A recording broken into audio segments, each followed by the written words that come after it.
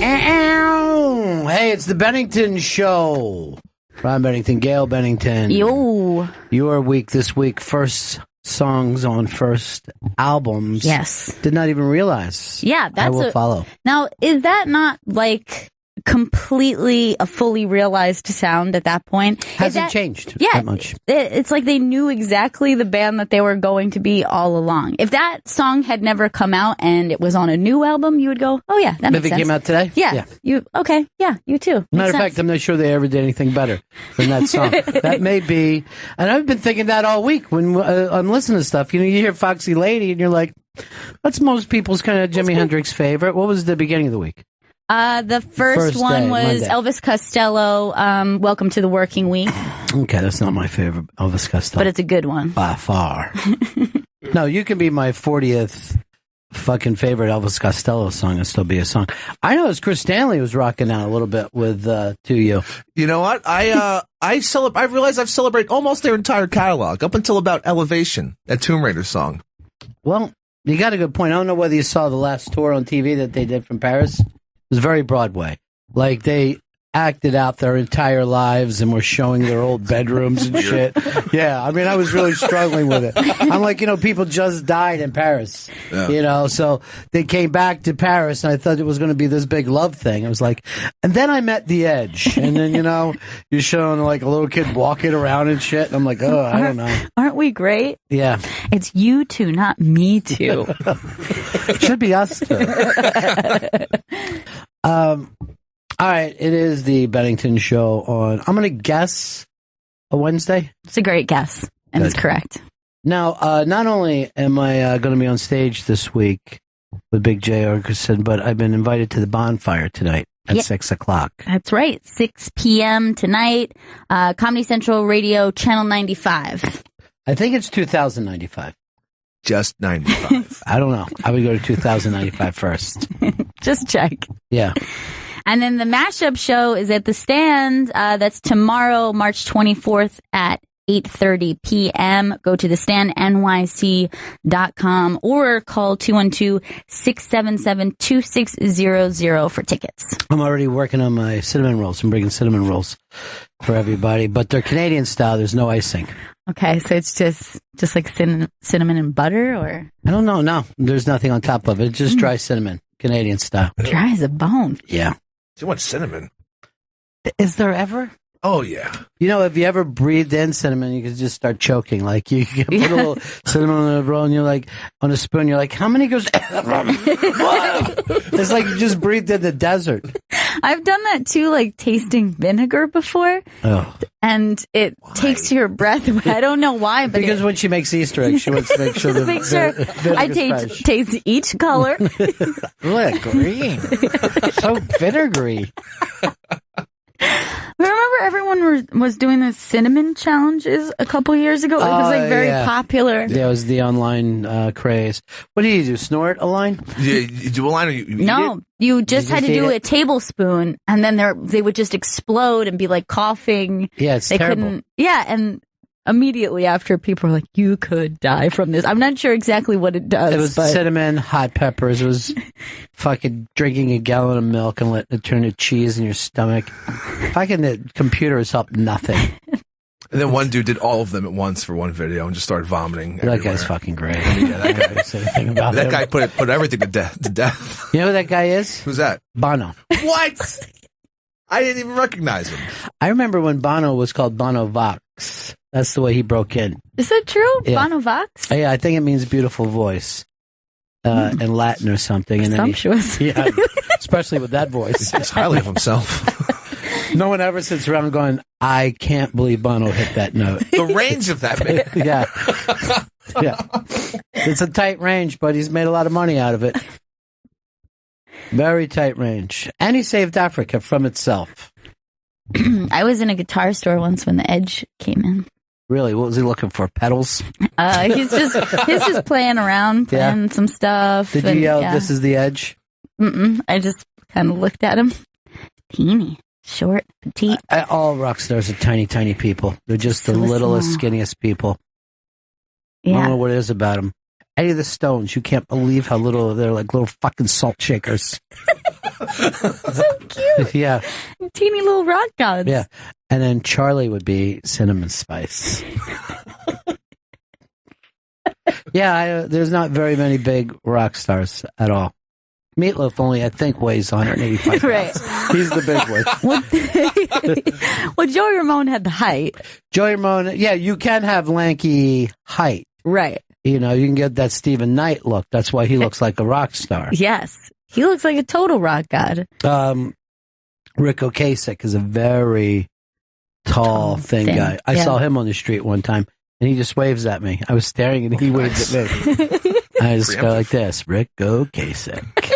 I like to say their names back. There was a band recording in a studio down the hall yesterday, and I'm always interested when I see, any band, even if I don't know them, it's just kind of cool to watch all the little bands. And I walked by, and then one of the guys noticed, and he started waving to me, and the entire band turned around and started waving at me, and I ran. Yeah. That band, by the way, was Steely Dan. Steely Dan just started waving like weirdos. Hey, remember the 70s? That girl's looking at us. Hey, I thought, Brooke told us she was back in today, but I'm looking over and I'm seeing just our stud of a phone man. Send him in real quick, will you? It's, he's the only intern I believe we've ever had that had his own song. It's Kashmir.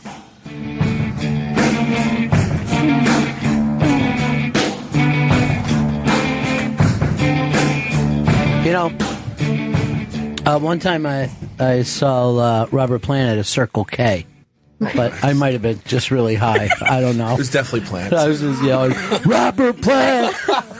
Circle K! I guess Circle K's aren't everywhere. Do you know what a Circle K is? No. I do. 7-Eleven or whatever. Are they in the South? Is that why I know what it is? I don't know. I saw when he just looked like, Circle K. I'm just going to roll with this. Did we understand you had testing this week? I had a little bit of testing at the beginning of last week, and then the other 2 is next week. Yeah. And then in between, I had a little siesta vacation. Really? You took a nice vacation for yourself. I like it. Okay. That's right before next week's vacation. Right? Yeah, I know. It turned out well, yeah. You're rocking brown leather today? Is that it? It's my spring leather. I didn't know that you spring Beautiful. leather. Yeah, right? Yeah. It's really bouncy. Yeah. Most famous person you ever saw on the street?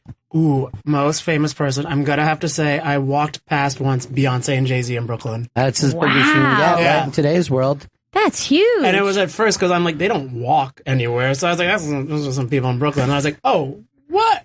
And then I would try to shout, and nothing happened. And that's a double whammy when you have a celebrity couple. I don't know how many times I've ever seen a famous family. I have once on a plane, I saw David Arquette and Courtney Cox. That's huge. And That's family. gigantic. But this is pre-divorce, because aren't they divorced now? They are, but they're still very friendly. Okay. Sources say they're great, yeah. So that's good. Chris, you've only had bad situations, right? Yeah, well, there was... Never had anything good, right? No, he's had some very bad situations. I ate next to Questlove once at a crab restaurant. All right. Okay. That's good. I weirded out Christina Ricci on the street once. I saw her walking by with some dude. They could have been dating. I'm not 100% sure. I said, hey, Christina Ricci. And then she just didn't even make eye contact. Well, that does remind me. I did see a celebrity couple, and they were hugging as they were walking. All right, was the little girl, she did like either I'm going to take away your girlfriend or something like that. She was like pop punk. Avril Lavigne? Oh, yeah, it was little Avril Lavigne, and she was with a guy from another band, like Blink 182 or somebody. Sum 41, the little blonde guy? Yeah, that's what it is. So, like, they were walking around, like, with their arms around each other in the village, like when you were in 8th grade and you had a girlfriend. You know what I mean? They were just walking down the street like that, and they were so fucking tiny. Were they? Yeah.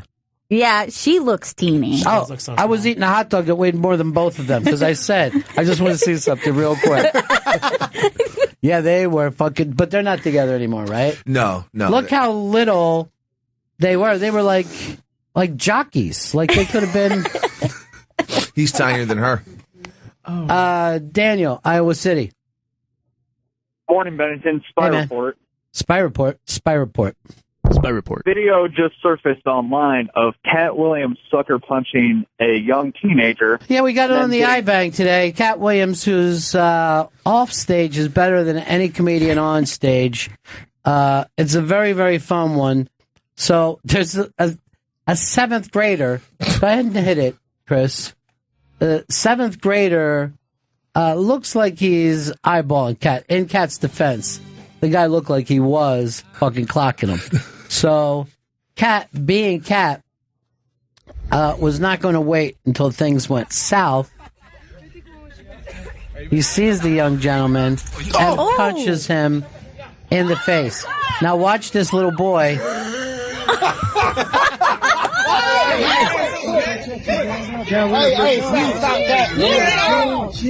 Wrapping Cat up, just fucking rolled him up like a joint.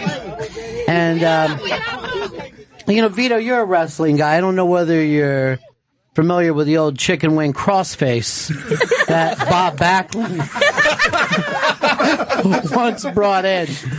But now, this is the funny thing about Cat. He just lays there with no real fucking problem after it happens. You know what I mean? Like, he doesn't take it that personal. Man, he really jabs the kid. This looks so much like a junior high school fight that it's unbelievable. It's crazy. Now, yeah, it's almost like he's got him in some sort of a half Nelson tussle. It's the chicken wing crossface. Now turn up the sound a little bit and hear what Cat has to say. Tell me that's your child. No, he hit me first, bro. That's what happened. Back up off me, little boy. What? He's still talking smack after being thrown to the fucking ground and choked out. Did he say, tell me that's a child? No, I don't know what he fucking said exactly. But he felt very fucking comfortable and righteous about it all. He's great. I like that he hit me first. Like, that's like, he's a 5-year-old also, like, an even playing field. The kid's taller than Cat, that's for sure. He was punching up. Yeah, he definitely was. That kid takes him down quick, though. Yeah. That kid's had a little bit of training. Yeah, this ain't his first time to the rodeo.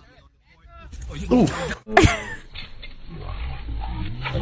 Now, what could this kid have said that would make him react so quickly like that? Well, Cat is always ready for shit to go down. The problem was he wasn't able to bow down and pounce on him like he did in the other fight. Now, when I look at everything that goes on with Cat, I'm willing to make this statement. It's impossible to go to jail. It just doesn't happen. Or he'd be in there. He's constantly in trouble. In 2 weeks, there's 2 brawls. One with a fighter. And then there was a drug bust at his house with fucking guns and weed. Here's what I would say. Cat, if I was his manager, like, Cat, unless you're standing in front of a microphone, I want you to be at home. No more public for you. Because, the streets are not your place. He thinks they are, though. He loves the streets. Feels like they're... Yeah, he does. Like, he wants to be in the streets at all times. Like, he doesn't even want to be on stage anymore, from the looks of this. But then all the fights, don't forget he also had cops roll up on him, guns drawn after a pool store incident. Look, they fucking went into his house after him too. I mean, there's no safe place for Cat. Nothing sticks. And yet he is easily the most entertaining man in America today. Like, everything fucking Charlie Sheen pretended to be, fucking Cat is. He's the real deal. He's got nothing but guns and jewelry and a great posse. And those great fur coats. I don't see any posse protecting him today against that 7th grader. He could at least use 2 8th graders and a 9th grader to walk him around school. This happened in the same state as the pool store thing happened. It was in Atlanta. Atlanta didn't treat him very well. Yeah, I'd get out of that fucking town. I think you got to start thinking about Valdosta. You know what I mean? Move the other side of the state. Fucking Cat. God bless him. He's the man. I like that he's just like takes a squat there on the grass. He's just taking in what just happened.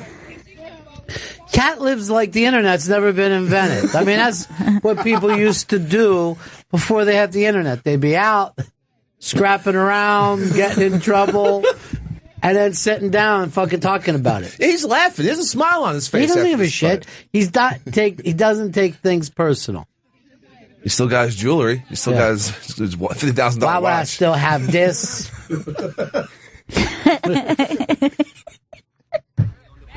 But that kid is too close for comfort. Now, I don't think that you're always going to get a left when you do that.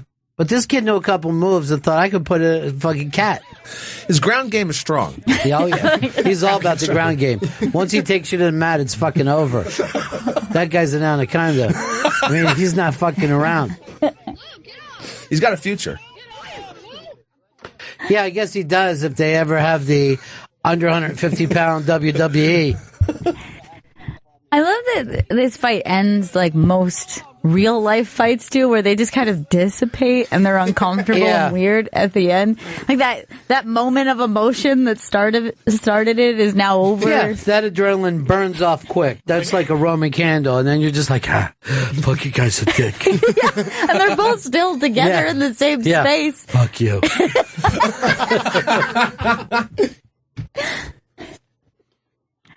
Nobody wants to deal.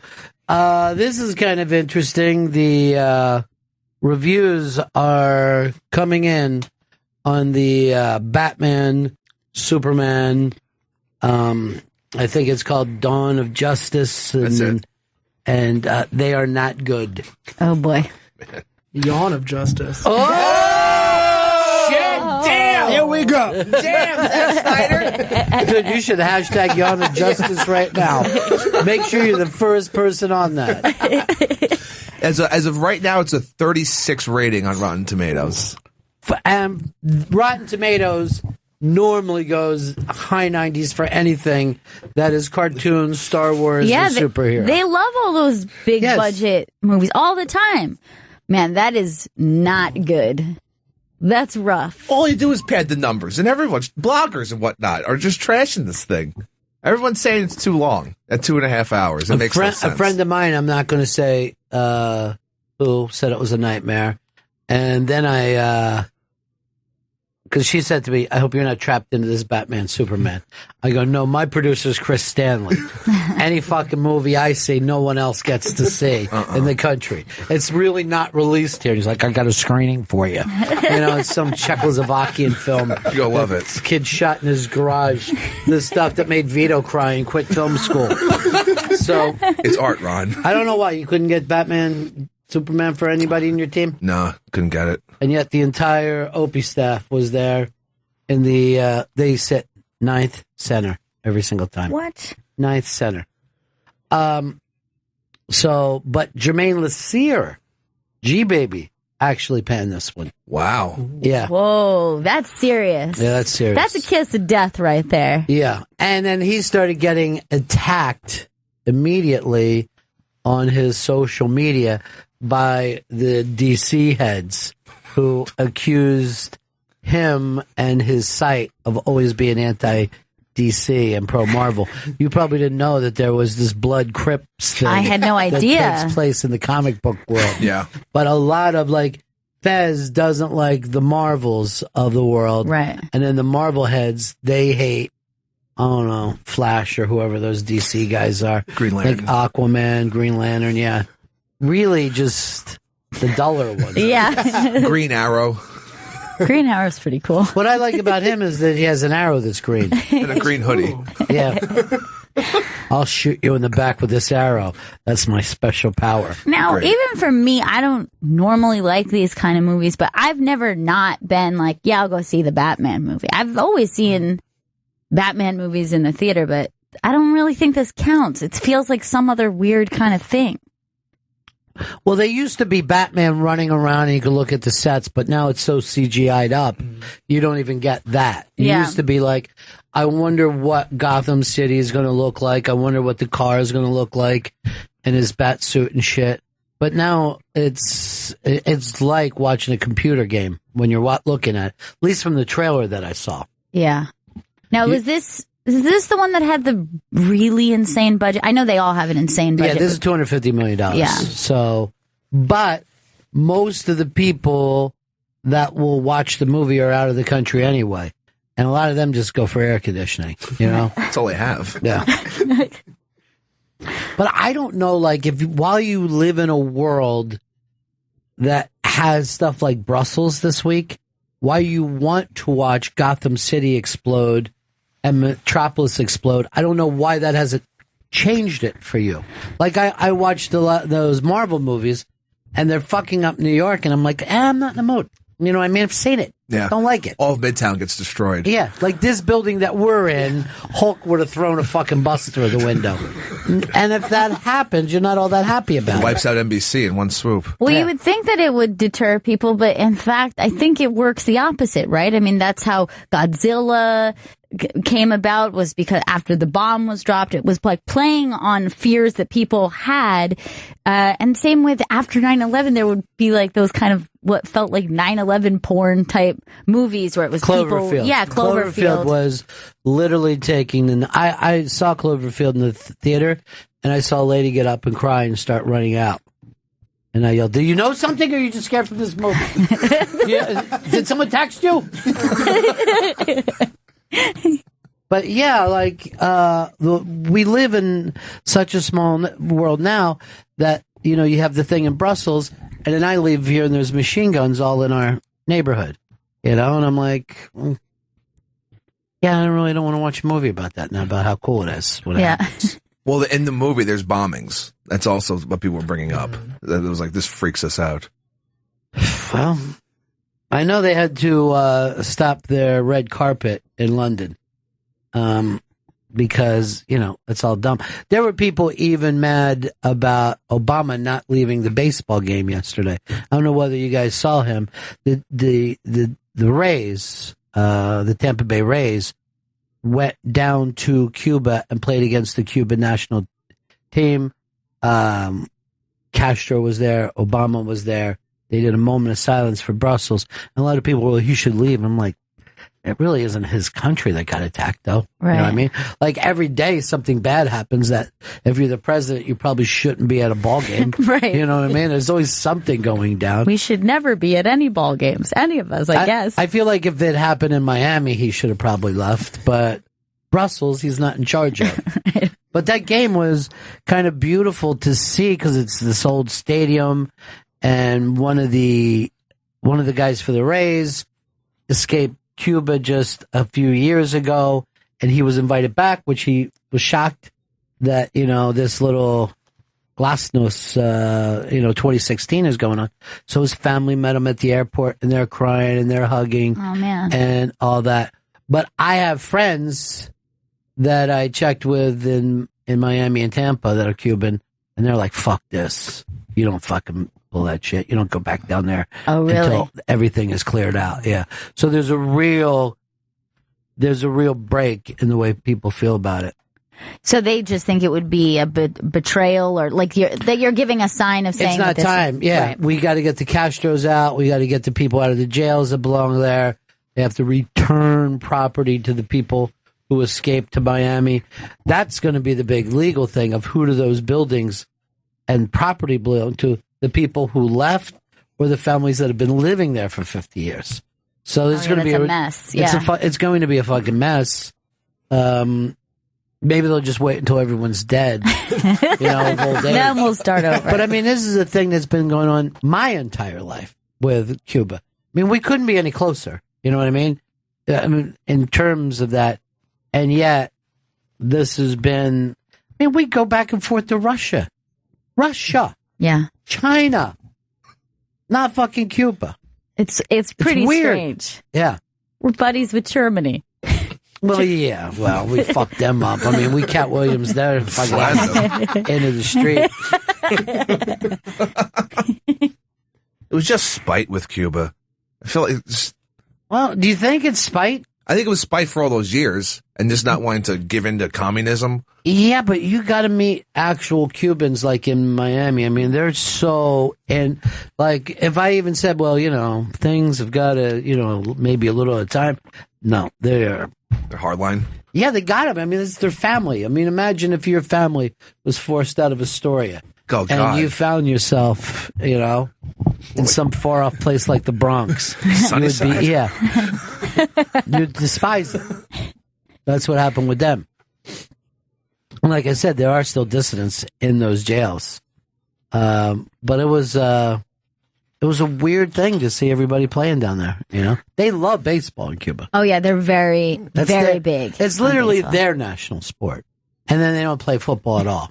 And I don't even think basketball. They box and play baseball. That's it. That's all I know that they do. And they've always been really good at both. El Duque was the fucking shit.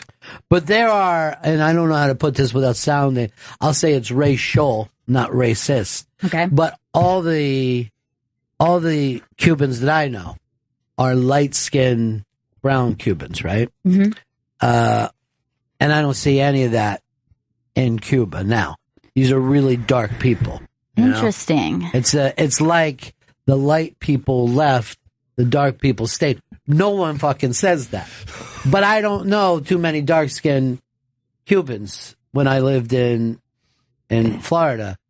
But I know a ton of light-skinned Cubans. Yeah, come to think of it, most of the Cubans I knew down south, like kids who I was friends with, were very light.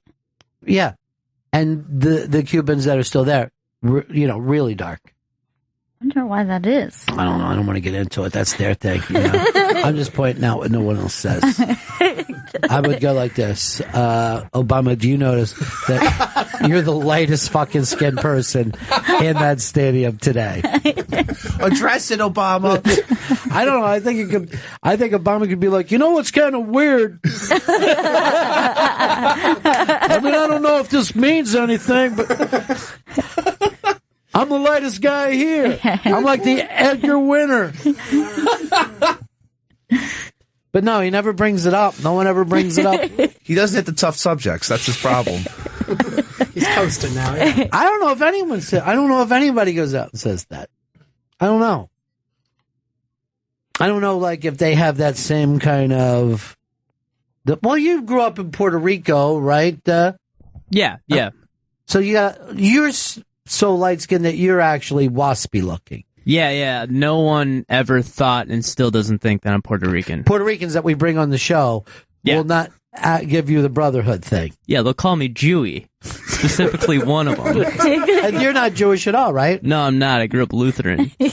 Same thing. Liar. There's Jeremy Piven just walked by. Because I'm always going to point out the stars. So I saw Jeremy Piven on the street today. I enjoyed the Entourage movie. It was fun to watch. Entourage. Entourage. It never gets old to me. No, Entourage. He's a fucking idiot. So anyway, Joey, this is your time, not Entourage's. Okay? Don't let him take it from... But is there a weird pecking order in that society? I think there is, talking to my cousins, that darker skinned Puerto Ricans are a little bit further down the totem pole. I know that's also the case in Argentina. That's racist, what you're saying right now. Yeah. Yes, it is. Not backing down. Thank you so much. Lighter skinned Puerto Ricans feel better than darker skinned Puerto Ricans, you're saying? Yeah. They feel superior. I think, yeah. I used to work with a lot of Dominicans, and the light-skinned Dominicans hated, at least in my experience, did not like the dark-skinned Dominicans. They treated them like crap. It was really weird to see. Isn't that It's weird, but it happens in a lot of cultures. It happens in Asian cultures as well, where they see lighter people as well kept and taken care of, and you don't have to be out in the sun working, and darker skinned people, whether they are or aren't, are treated like a lower class. I got news for you. I was in Uganda, and it's better to be darker there. I'm telling you right fucking now. You don't want to be too light over there. Pray for it. Yeah. You don't want to be too light at all. All right, so we're learning a little bit about Puerto Rico. Chris's Dominican thing I'm throwing out is being hearsay.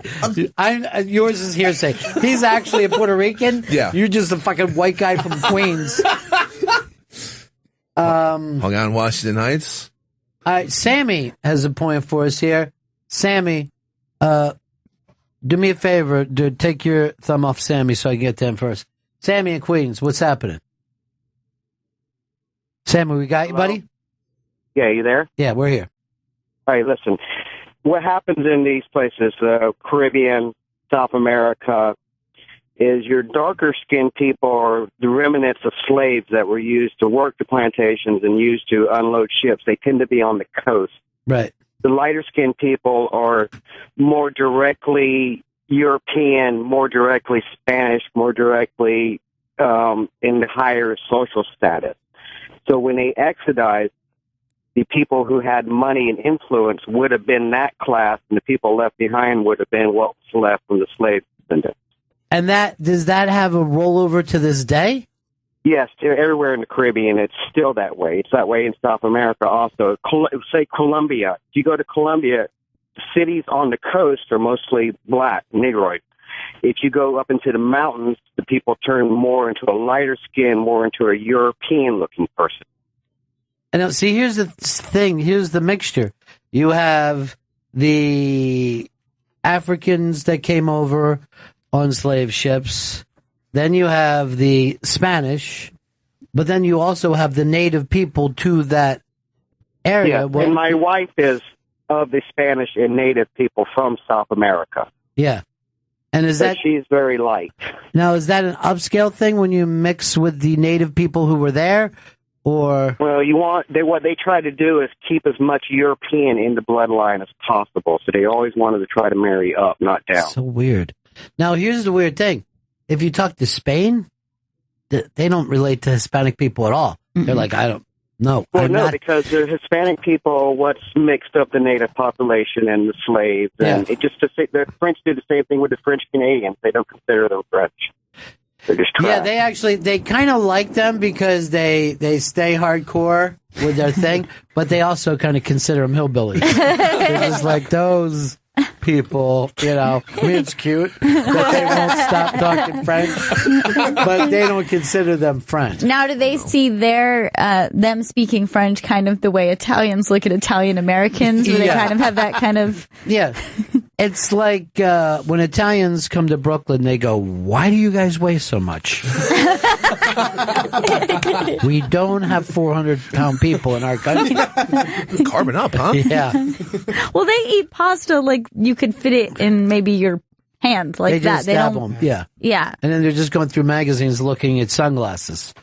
I'm going to get these. These are beautiful. Seriously. Has anyone ever cared as much about sunglasses as people in Italy? No.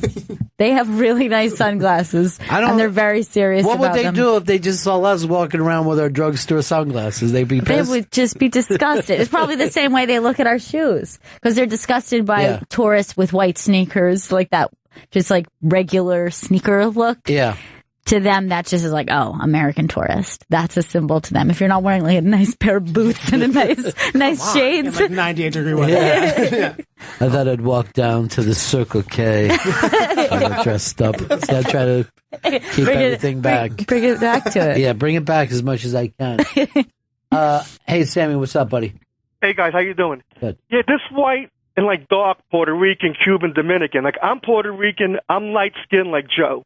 Yeah. If I go to Puerto Rico, visit family, drive around, go to hotels, they see my name, they don't even question, oh, you're Puerto Rican? Like, I speak a little bit of Spanish.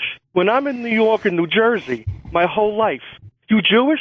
You Italian? Right. And they just, like, down there, brown, black, and white will mix pretty good. But being up here, you see more brown or darker Dominicans and Puerto Ricans, and they always don't believe me. It's like it's a crazy thing. But down there, it is slight prejudice, among the skin color. Right. But they'll never, I can be in San Juan or the smallest town, and no one ever goes, you're Puerto Rican because I'm so white. Right. But here, it's been my whole entire life. Now, does that bother you a little bit?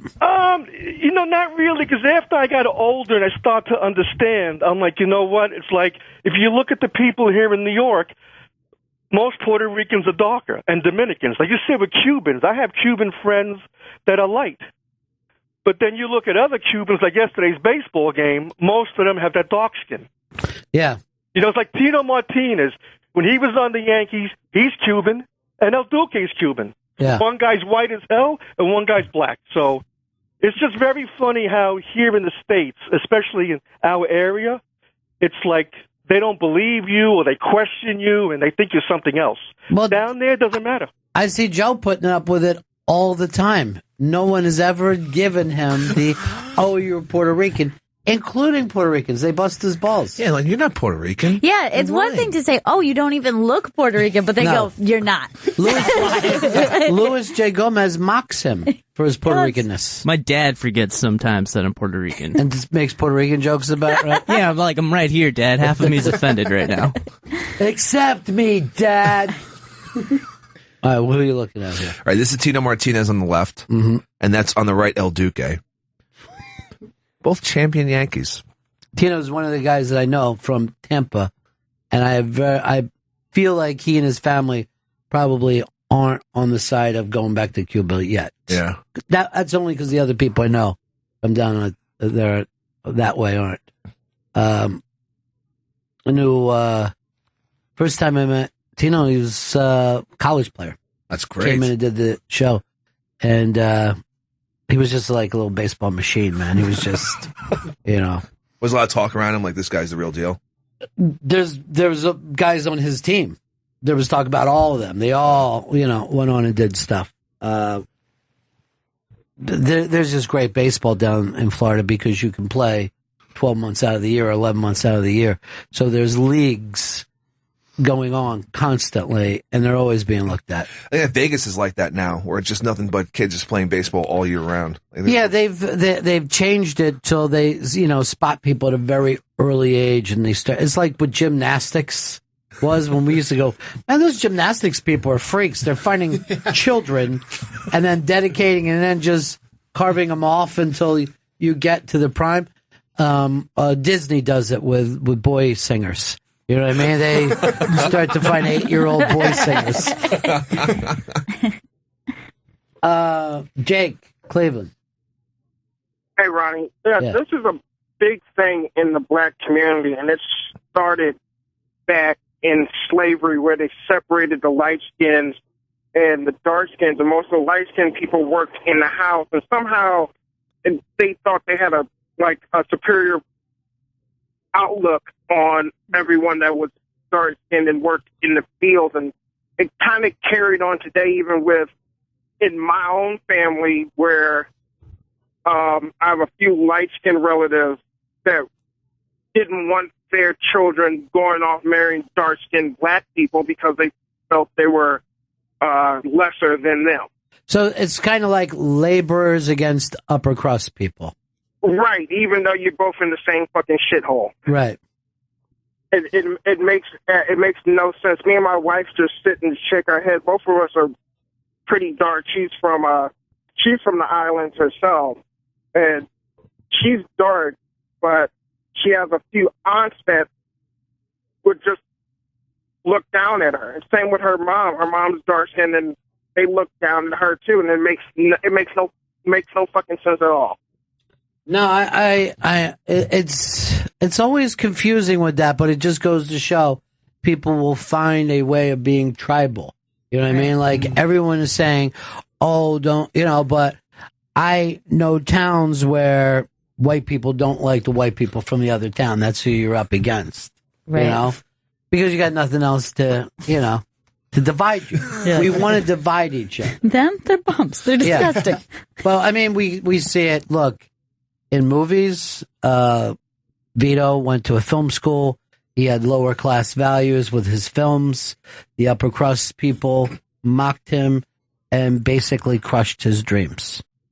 Yeah, exactly. Just like that. It's like what was the study that was done with the little kids where they said light-eyed people, dark-eyed children, and then they were easily able to make them group off. Well, you can do that because light-eyed people are so much better than dark-eyed people. So true, yeah. Yeah. Yeah. The dark-eyed people...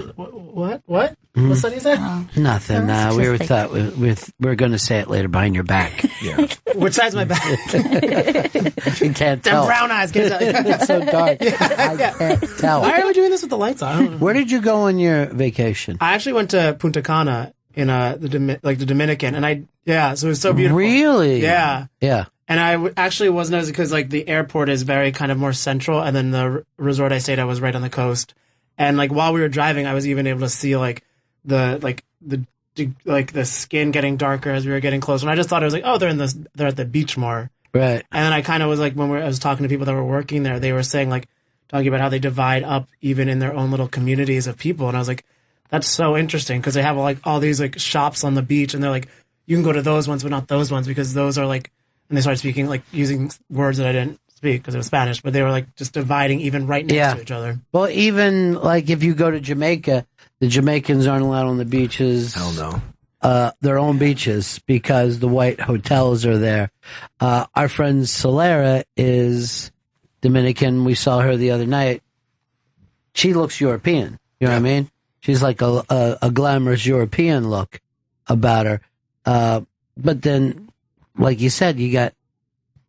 We think that some of these countries are just one culture, but they're not.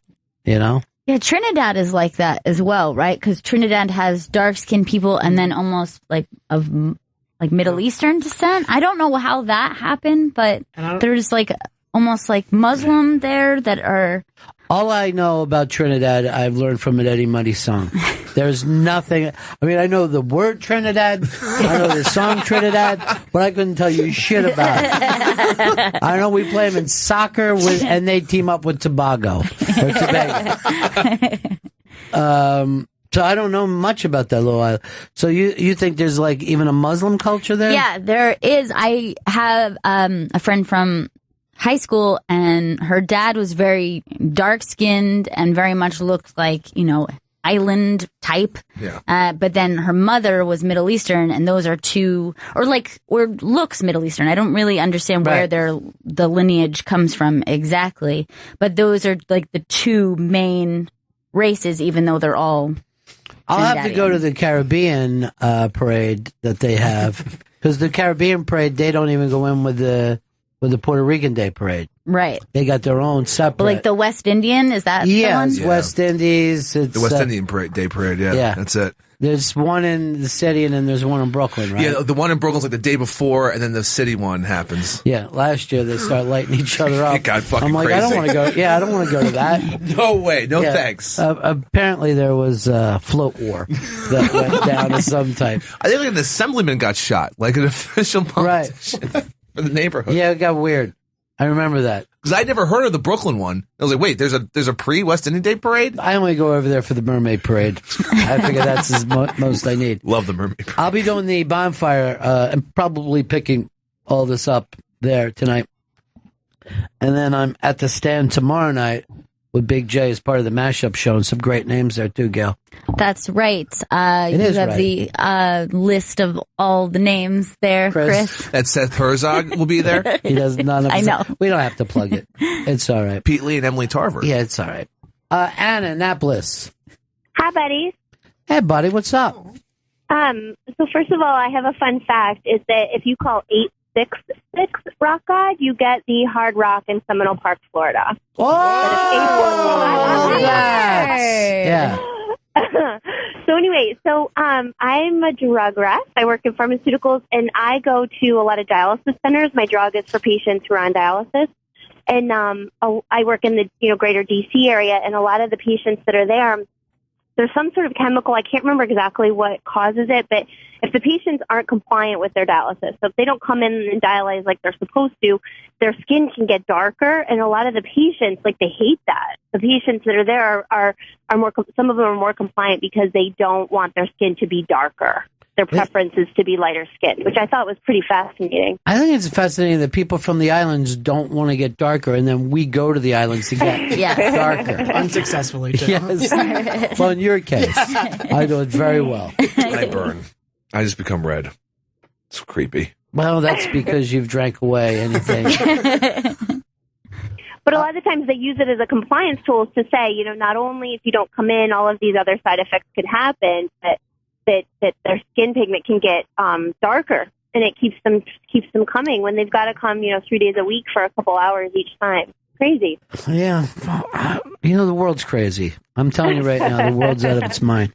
I threw away my TVs. I threw away every computer that I have, smartphones, everything. And I'm just living like it's I'm saying 1942. Wow. I couldn't do it. How is that working for you?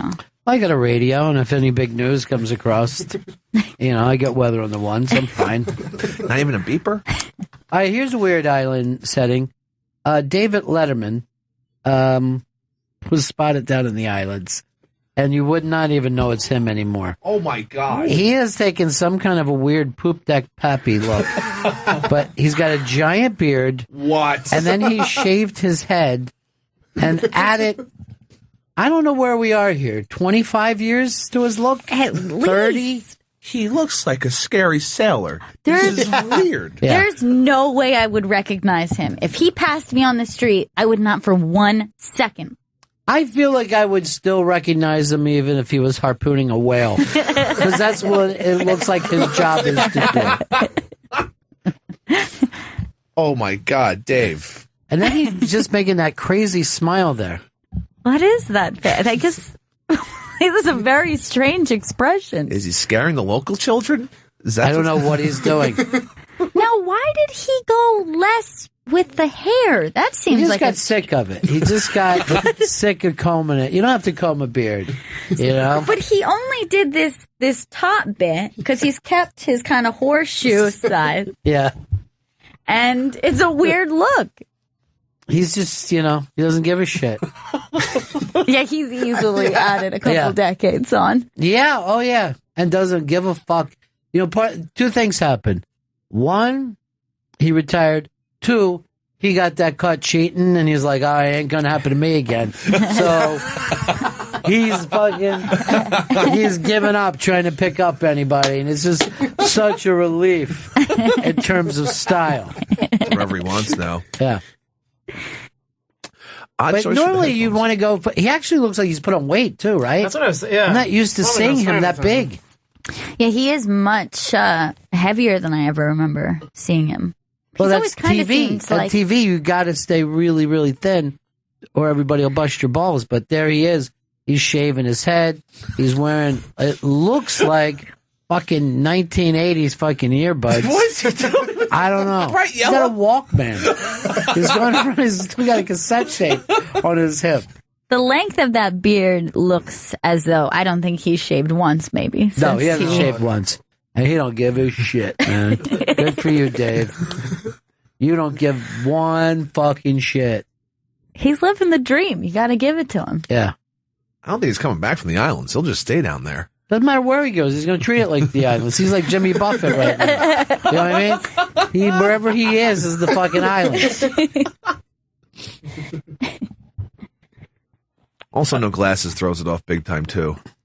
Why bother? What's he got to see? You know what I mean? He don't care whether he drops a C note or a 20. He's got fucking cash like train smoke. It just goes on and on and on. He's got money. Good for you, Dave.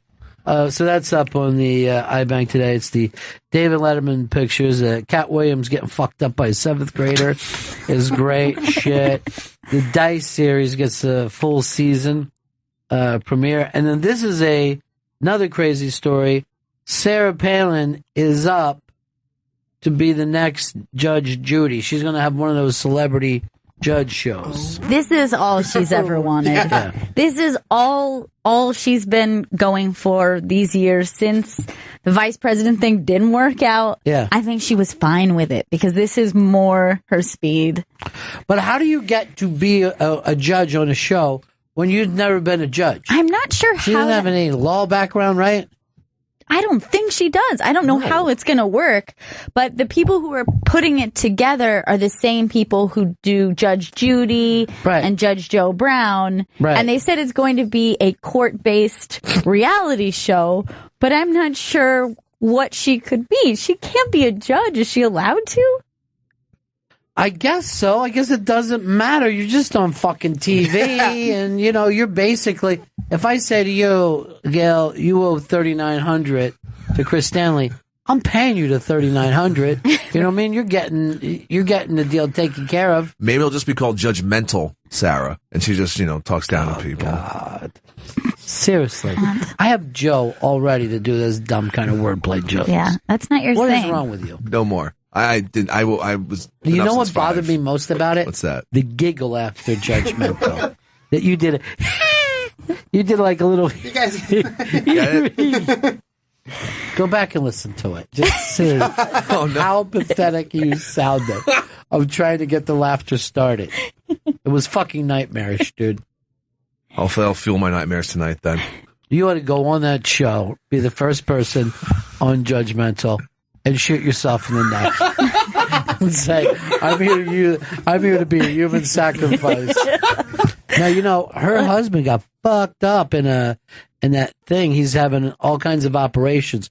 Broke clavicles, shoulders, ribs. Yeah, it was like a snowmobile accident. Well, it's a snow machine. It's bigger than a snowmobile. Yeah, when I first actually saw it in the news, I was so confused. I didn't realize a snow machine was that. I thought that was just a thing that shoots fake snow out. So I was like, what I guess that's a snow machine. What happened? But it's bigger than just like riding around on a snowmobile. It's Right. more powerful. So, yeah, I think he was going down a hill or down a mountain, and he rolled it. Yeah, and it probably rolled on top of him. Ugh. Oh, Jesus. Yeah, it's terrible, man. Clavicle But break also, sounds really like, bad. he was like 40 or 50 miles out from where you needed to be, you know, to get help. That's the problem with that kind of shit. Yeah. You're nowhere near any kind of decent care. No, thank you. Give me civilization. At least you could just pack yourself in snow, though, around your wounds. That would be the only pro. Ugh. At least I'm numb. Pack in snow. Back them up. That's all we can do, boys. We need more snow. Chris, stay on your back. We're going to pack you in snow now. Thank you. I still kind of feel my leg. Yeah, there's nothing I can do about that. So just give me some snow. Shit. All right, some of the Crackle fans are talking about me being on that show tonight, the bonfire. That's right. It's an actual bonfire, and it is right. Yeah. It's an actual bonfire that you sit around on that show. And that's on Comedy Central Radio, Channel 95 at 6 p.m. Yeah. I got to watch a movie after the show today. How long is that movie? Hour and a half. Sounds like we might have better get some popcorn out of it. There will be popcorn. Well, perhaps a pizza party is in order? Really? We go to that extent. Eating pizza and movie is kind of difficult. So dark. Yeah. It's just covered in sauce once the lights go on. Lights are off. Peggy, the lights are off. They going to turn the lights back on? Just watch the movie, Ronnie. That's all I want you to do. Jack in Houston, Texas. Yes, that's right, Ronnie. I'm calling from Houston. How are you doing this afternoon? Great, my man. Hey, I was traveling through Newark. I guess it was for the last week, and being the fancy pants traveler that I am, we were sitting in the club for the United area and saw what we thought was a homeless person being escorted away from security into this private room. And we thought it was, as usual, some sort of weird airport disturbance or some guy causing a problem, but nope, it turns out it was David Letterman, which none of us would have been able to recognize.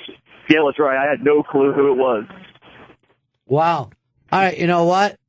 Pretty good prize closet for that one, my friend. Nice. It's the pretty good prize. It's the pretty good prize closet. We have pretty good prizes. It's the pretty good prize. It's the pretty good prize closet. We have good prizes.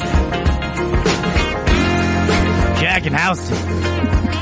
Because you're such a fancy pants traveler, you win the signed DVD, I'm Not Fat, I'm Fluffy, signed by stand-up comedian Gabriel Iglesias. Ah, great tie-in. Great tie-in. We got to take a break here. We got a great guest coming up later on today, though, Gail. Tom Sharpling will be in today. Tom Sharpling. From The Best Show. And The Simpsons now. I know. I think that you can say that. Tom Sharpling of The Simpsons. Simpsons own. We'll bring him in with humble pie. If you remember that story. All right, right back. Bennington. Stanley laughs at all. Yeah, it's the Bennington Show. By the way, I was just walking down the hall and saw they're doing a town hall right now with the Penguin's father from Gotham. I'm like, barely been on the show. He gets a town hall already? That's impressive. Yeah, that's great. I think he's going to really bring a little trouble to that Gotham City, too. I hope the Riddler's father shows up, too. That would be great. Is he a good dad? I don't think anyone's dad's a good dad on that show. I haven't seen one person like, hey, that's a good dad. It's Gotham. What are you going to do? Chris, you're not a Gotham guy? I haven't watched Gotham. I thought that you would because you love everything Batman. I'm a big Batman fan. Yeah. And I can't wait to see the movie. What movie? Batman v Superman, Dawn of Justice. You're not even going to know what's going on unless you watch the last 4 seasons of Gotham. I got a binge watch. Look at this. Cruz is a little nervous today. See, he ran an ad, or somebody in his super PAC ran an ad that had Melania Trump in it. And Trump then tweeted, well, I'm going to let Chris find it so I can say it, so he can quote it exactly. But it's one of those great Trump tweets. Just go to Twitter, Donald Trump. Twitter, Donald Trump is all you need to do. Oh, you got it? Yeah, I got it. Read away. All right. Lion Ted Cruz just used a picture of Melania from a GQ shoot in his ad. Be careful, Lion Ted, or I will spill the beans on your wife. So there's something something that Cruz's wife did that is so hideous that it would keep us from voting for him. What could it be? Trains? I mean, I don't know. But my thing is that she was down in Daytona for spring break and a bunch of Republicans railed her. I can't think of what else. She gone wild is what happened. She went wild. Bitch went wild. And I'm sure he has video of Trump's about to spill beans. Yeah, it's out there. It's even funnier, though, if you think that he doesn't have anything on her, and now Cruz is just like, what the First of all, can I tell you something? She's a nice conservative lady. He has nothing on her. But if someone says, if I go like this, Chris, yeah, don't make me tell that thing about you. His mind starts to work, and he goes, How many things? How many things I'm are just there? not going to do anything. He's right. He's got me. I don't know. From that tweet, it seems like she's a real freak, Cruz's wife. I don't think so. I think it's a bluff. She probably missed church one week. That's it. But that would be just as bad to them. Oh, yeah. Yeah. She took the Lord's name in vain, and now she has to step down. I like Trump's style, though. Just throw that This shit was out a there. big story yesterday, and staying with the whole social media thing. Everybody in Cleveland was freaked out because LeBron unfollowed the Cavs. So he made this statement that he needed to get in playoff mode. Well, he had to say that after everyone came running back. Right. And said, why'd you unfollow the Cavs? Are you leaving again? But the best thing is, while he made up this lie that he was just taking a break from social media, during that time, he made a Snapchat account. So he just had unfollowed the Cavs. Look, I don't follow SiriusXM. Wait, what am I saying? I don't follow anybody. Sounds like LeBron's going to follow wherever Johnny Manziel's going. I think that's what's going to happen. No, he fired Johnny Manziel. Well, when Johnny Manziel just got picked up by another agent, and they're trying to shop him around. Well, you say another agent like it's anybody's. It's Drew Rosenhaus. You act like you got the inside tips, and it's just like, hey, there was a band on TV last night, and I don't bring up that it's the Rolling Stones, right? There was some band. There was an orchestra playing, a small orchestra, 5-piece. So yeah, Drew Rosenhaus, but I don't know where he's going to go or what they're going to do with him. This time of year, everybody thinks they know. I mean, Johnny Manziel might straighten himself out. I don't know. RG3, they're talking about where he's going to go. Maybe he'll go to Cleveland. Whether that's a good idea or a bad idea, I'm sorry. You just have to see. I doubt that it's a good idea, but I wouldn't stop the guy from working. I think he's going to snap like a... Excuse me, Chris? I heard the Broncos, too, for RG3. I hear he's going to snap like a breadstick like he did in Washington. But I should... You know what? When it didn't happen, I should just I should have walked away from it. I should have stepped back. All I care about is the Minnesota Vikings. That's the big team for me. Me too. Looks like they're going all the way again this year, right? Yeah, we're shoring up our offense and defense. Believers. It's the saddest thing. I have a believer in my house. Oh, that's sad. Yeah. I think believers are probably worse than believers. Right. Kids who like Justin Bieber. By the way, he no longer can do meet and greets. It hurts his soul. Really? Doesn't have it in him anymore. Man. Says he falls into depression after meeting his fans. Well, I feel like he started getting really glum around like last summer. Remember there was just all those things where he was doing his international tour and he was just kind of off the rails. You know what happened? Just like he took one shoe off. He's just like there. His balls dropped and the brain chemistry changes and he's depressed. He's going through the boy change. But it goes to shit. People always think money and fame would make your life great. And then everyone says how fucking awful it is, you know? You think if you were him, and you're a young guy and you got girls screaming for you, life would be good even if your music sucks. You wouldn't care. He cares. He doesn't like it. It never works out the way that they think it is. No, it never works out for anybody. But that's a shame that he doesn't want to meet his fans anymore, because remember, that was one of the things that I think he was kind of newer at this time, but he was just starting to be that big sensation. And there was like a little girl who wanted to meet him, and I think like Ellen set it up. It was the cutest damn thing. And I was like, this kid's not so bad. He's a sweet guy. I don't know. I like people that don't like their fans. Like right now, there was a thing with our buddy yesterday at TMZ, Adam, where he just got a short Prince sighting. Prince running from the hotel to the car, and it looks so fucking great and rock star. It's the exact opposite of Instagram. I don't want all access. I want to fucking believe this Prince sleeps upside down in his closet, hanging from his ankles. Look at Big Vito up there. You know, remember, who was the guy that we were surprised? There was a comic. Oh, no, I'm going to put it out there for you, Chris. There was a comic who said that he was a Justin Bieber fan and was hoping for a comeback the first time we met him. All right. I have a guess. Go ahead. Vic Henley. No. This is a young comic. A comic who's done very well for himself with a little show called Saturday Night Live. Oh, I got it. Pete Davidson. Yeah. Pete Davidson. Really?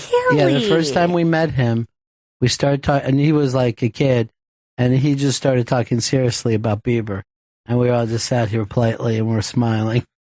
We're like, wow, he really is young. It's like crazy. When the little girl Brooke in here yesterday just started bringing up the guy from One Direction and being just so serious. I was like, what's your dream man? Yeah. Harry Styles. That's a boy, but she was serious as shit, though. Yeah. You know, I didn't want to knock her down for him. Like, yeah, I like that he's got something going on. She doesn't have a terrible amount of information on anyone else in the group. The guy just focus on Harry. Yeah, she doesn't know one other band member is. I don't know. It's him and some other dudes. They're running around. Stink. I don't even listen to their music. Just him. Just want to fucking grab his ass. Fucking bury my fucking face in it. She loved him, man. She was crazy about him. And she wouldn't take a substitute. No, shit. I couldn't sell her Handsome Johnny. That guy does great. I know. You would think. Next best thing. Handsome Johnny. Was a no-go. I don't think Johnny is next to anything. I think he's a tie anywhere he goes. You remember we bring up is it the Scheisner list? Scheisner list. You know who's on it now? Who's that? Chris Stanley. Oh, come on. Really? How'd you get on the Scheisner list? Won't do the show. You won't? Well, Dave asked me to do the show when he's all messed up, and I said, I can't do the show. There's scheduling conflicts, and then he gets pissed at me because he's all messed up. So you gotta, because you've had a couple weeks sobriety, you got to sell out everybody else on what you're saying, their inability to handle alcohol and drugs. Just think of how many times we could have used that excuse. Yeah. By the way, they act like they're buddies, but I've never seen them do anything but fight on and off the air. They never say a nice thing to each other.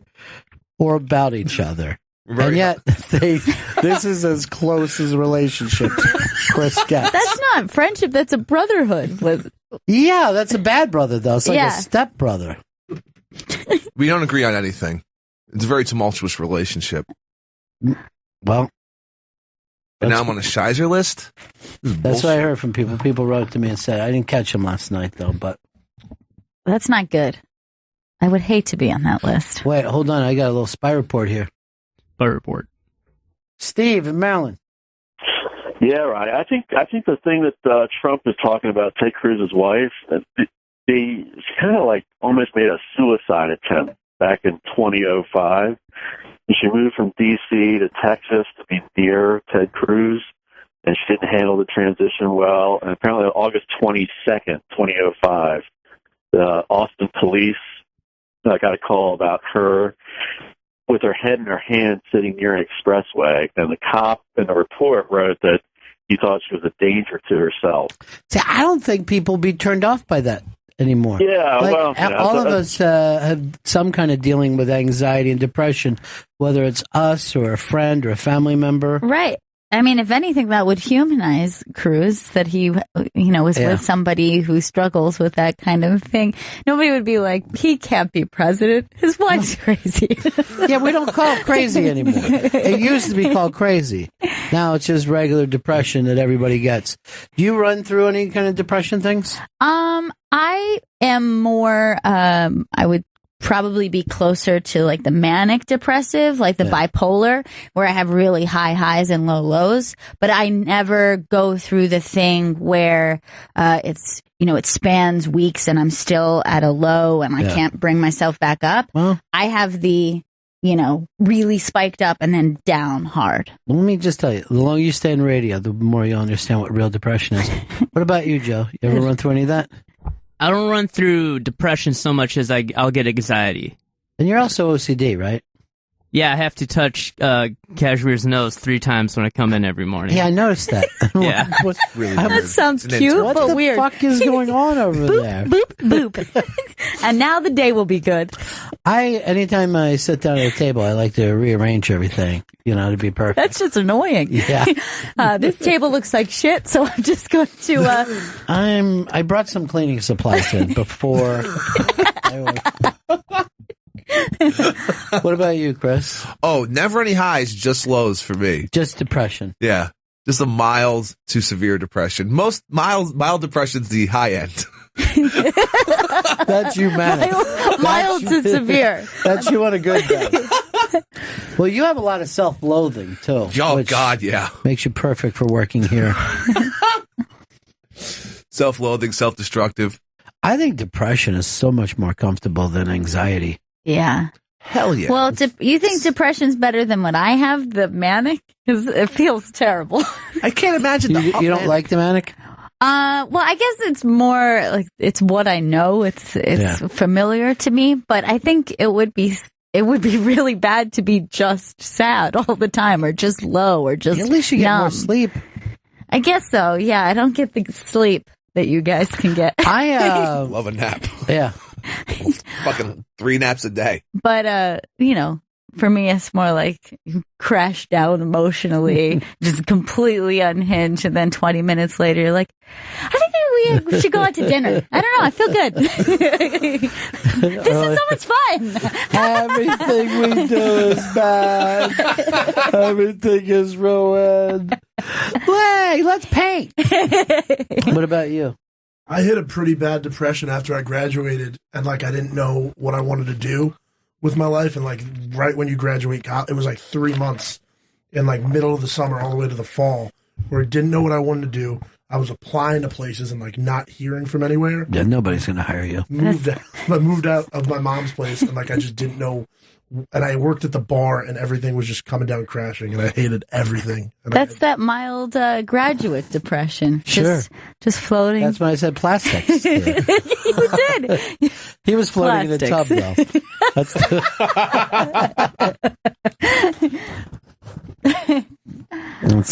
And then at least the Mets pulled you out of that depression. Oh, boy. Remember that? Remember how great that was? A few weeks away, they'll be happy again. Hello, Vito, my old friend. That's when you were hanging out with that older woman. I feel like going home and watching that. I know. You know what I fucking watched last night, and it may be one of the best comedies ever? Spy. There's not a single dropped fucking joke in that comedy, and it works as an action film. That's amazing. I love when a movie is like back-to-back joke, where it feels like, okay, this is crazy. You didn't even write any filler at all. Paul Feig goes toe-to-toe with Blake Edwards. He really does. He's got that thing down where it's funny lines and funny physical comedy, and there's so many small lines in it that kill. I'm going to watch it one more time to see if I could just find a joke that didn't land. Just one. Throughout this entire fucking thing. It's really funny. You guys don't watch Gotham. Nobody here watches Gotham. I don't. I don't watch it. You don't watch anything. I watch Better Call Saul. You don't watch Billions. No, I don't watch Billions. That thing should be Better Call Saul's girlfriend. Thank you. Why the hell is Kim on that goddamn show so much? We know well, I don't want to spoil anything for anyone, but everyone's seen Breaking Bad. You know she doesn't fucking last. You know she doesn't stick around. Oh, boy. Yeah, but why? What makes you think that? Because he never mentions her. But you don't get his backstory on Breaking Bad. No. You only get the front story, so we don't know. You know, this thing could actually go up into Breaking Bad time, and we just see the backstory through the whole thing. I didn't think of that. But I still think on the episodes there's too much Kim. And when did she become a con man? It's more than just Kim. She became a con man a couple weeks ago, if you follow along. But the thing is, this show was almost like an ensemble show rather than just Saul. You don't watch it at all? No, I don't watch the show. Did you watch Breaking Bad? No, I didn't. You know, this is why you're so goddamn manic. You're up and down. You don't know what you're doing. You don't have a show to wrap yourself around. I did Downton Abbey, and no, it's already done. Abbey isn't even a fucking show. Sucks. You know what, Chris? Sit That's down not and nice. Stop attacking others because their tastes are different. Now, Downton Abbey does suck. Wait, but that's okay. It's your sucky show. It's your bad show that you watch. So what? Yeah. I find myself watching Grandfathered. I can't fucking explain it. I cannot explain it. Maybe because it comes on before the other show. I don't know. But I don't think I've missed the Grandfathered. I watched Grandfathered the first episode on a plane when I was going out to Mexico. And then, it's like one of those things like you don't have much free stuff to watch. So I actually ended up watching it twice just because I was anxious. So I was like, this will be comforting. Why I know don't you just everything. rub the card through there and just sit down and watch a movie for yourself? What is it, $9? Ball out a little bit. Yeah. Use the 9. You're in the middle of the air. You know what? Throw the 9 through there, put in Spy. You might enjoy it. You got to be careful, though, when you're watching something on a plane that you're not watching a movie that has plane trouble. Oh, yeah. They shouldn't even put those on there. They do. They should. They should not. I've watched some really bad movies on planes just to take my mind off it. I kind of like Now You See Me, which I watched on a plane, the Magician movie. Jesse Eisenberg. I've seen that movie. They're making a sequel. Did you know that? I hope they make a prequel. Just Ruffalo. By the way, they're rough on Jesse Eisenberg in this Batman Superman movie. I've seen that they've been rough on. Well, they've been rough on him since the beginning. Just the idea of him. He doesn't have a bald head. Yeah, they really want a bald head. Goddamn comic book purists. All right, somebody was said about Chris. What? Okay. This is what happened. This is why Dave has made fun of you. Okay. For saying that you're too busy to do the show. Yeah. What could Chris possibly have to do? His whole job is to Google the internet. And that's fucking true. That's all you do is Google the internet. I'm good at it. That's your entire gig. Seems like you should be able to make time for the show then. That doesn't mean I should be on a Shizer list. It's now just me and Pete Holmes on there. Oh no, there's a lot of you. Earl's on there. Yeah, Earl. The fucking list expands weekly. Oh, that would be sad. I was going to do yesterday. I had a great bit lined up to do with Earl. He will not do it Now I got to think of another person who fits into that Earl vein to do the bit with. You know what I mean? Who's Earlish? Here's the thing. It has to be a person well enough known that the audience will know them, right? Yeah. But will not be able to handle themselves in any situation. It's a very short, tight list. You know? Like if I had Chris do it, Chris would be fine. He would be too comfortable. That blows the bit. You need somebody that the audience goes, oh, I know that person, and this isn't working. It would have been legendary, I think. I don't want to just go on the show because it's a very character-based show now. Right. I mean, it's not like some shit high society show where it's like, it's just us buddies hanging out, talking, you know? Yeah. This is what we would be doing if we weren't on a Smodcast. Dark web. Yeah. Sex tapes. 4chan. 4chan or 2 chains? Give us a call and let us know. Me personally, 2 chains. That's my caller voice. We had a big death for you yesterday in New York City itself. Founding member of Tribe Called Quest. Fife passed away. I thought for sure you would open the show with Tribe Called Quest. Didn't have the Tribe Called Quest. And maybe that last time that it seemed like New York City embraced the arts. Yeah, that was a golden age. Their first 2 albums are just instant classics. They're just amazing. Well, you know, I'm not even a fan of hip hop, and I dig the shit out of that. Because it sounds different than all other hip hop, really. And no one's. You're not allowed to use the word smarter, but it is. It's smarter. It's also always been kind of hook based. Like there's always catchiness to it. Yeah, but it's also not made up catchiness. Like they go back, they find jazz, they find all kinds of stuff, like world music. But those guys, Fife and Tip, used to fight all the time, right? Yeah, there was a lot of beef between those two, and after I believe 4 studio albums, yeah, they just broke up and they would get together. I love the facts. Love fun just facts. has facts, not like talking to a guy, but like what was being said about you. You Google the internet and then you just repeat it, and it keeps them very busy. Yeah. But do you feel good when you lay out a fact like that? Sometimes. I mean, if it's a fun fact. That was more of a drab fact. It really was. I loved it. I'm not going to lie to you. I loved it. Is that the song you would be playing when Fife passed away? This or award tour? You wouldn't put something where he's a little more out front? See what I'm saying? Yeah. That's just me, though. That's me. That's you. Yeah. You guys are different. Yeah, like if, let's say, David Crosby died, I wouldn't be playing something with Neil in the lead.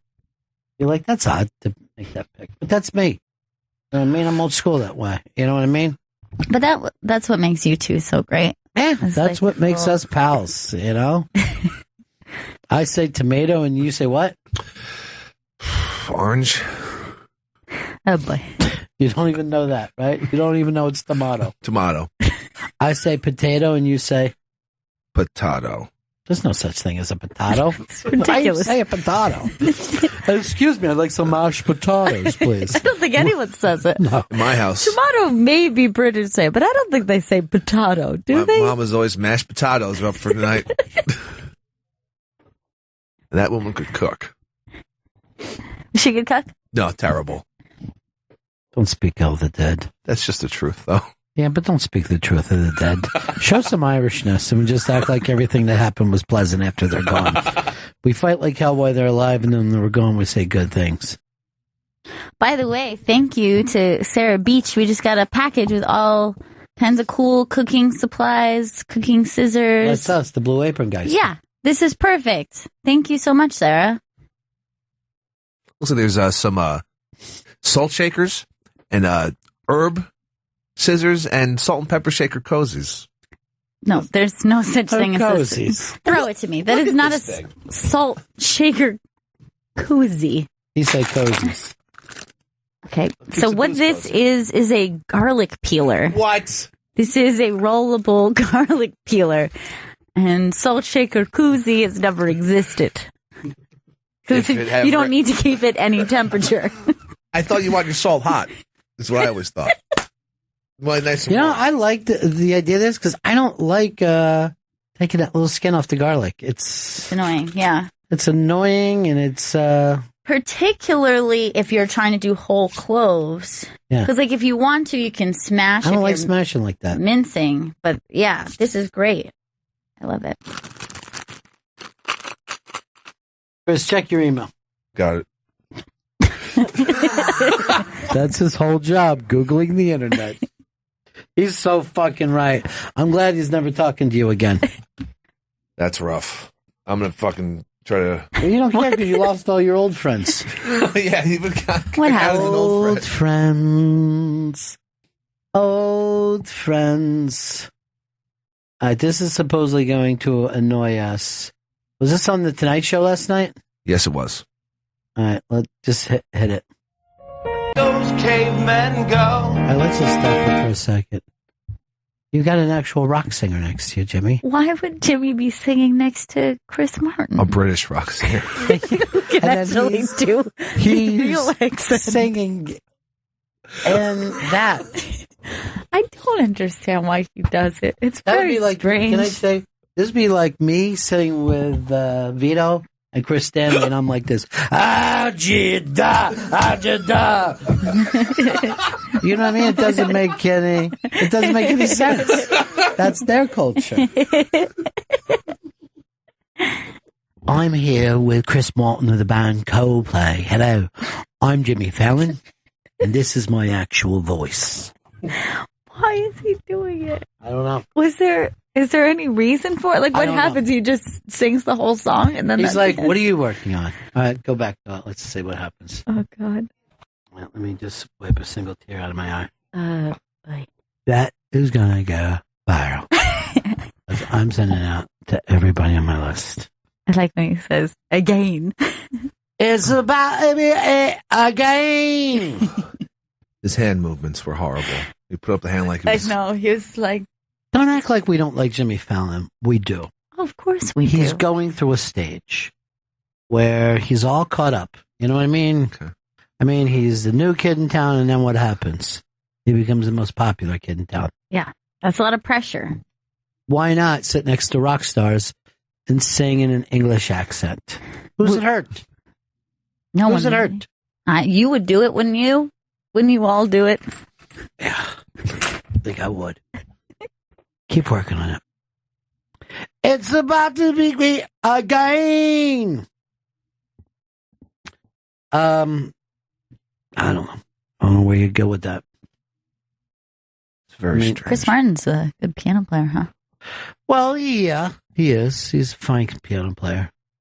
That's what he does for a living. 10,000 hours. That's his thing.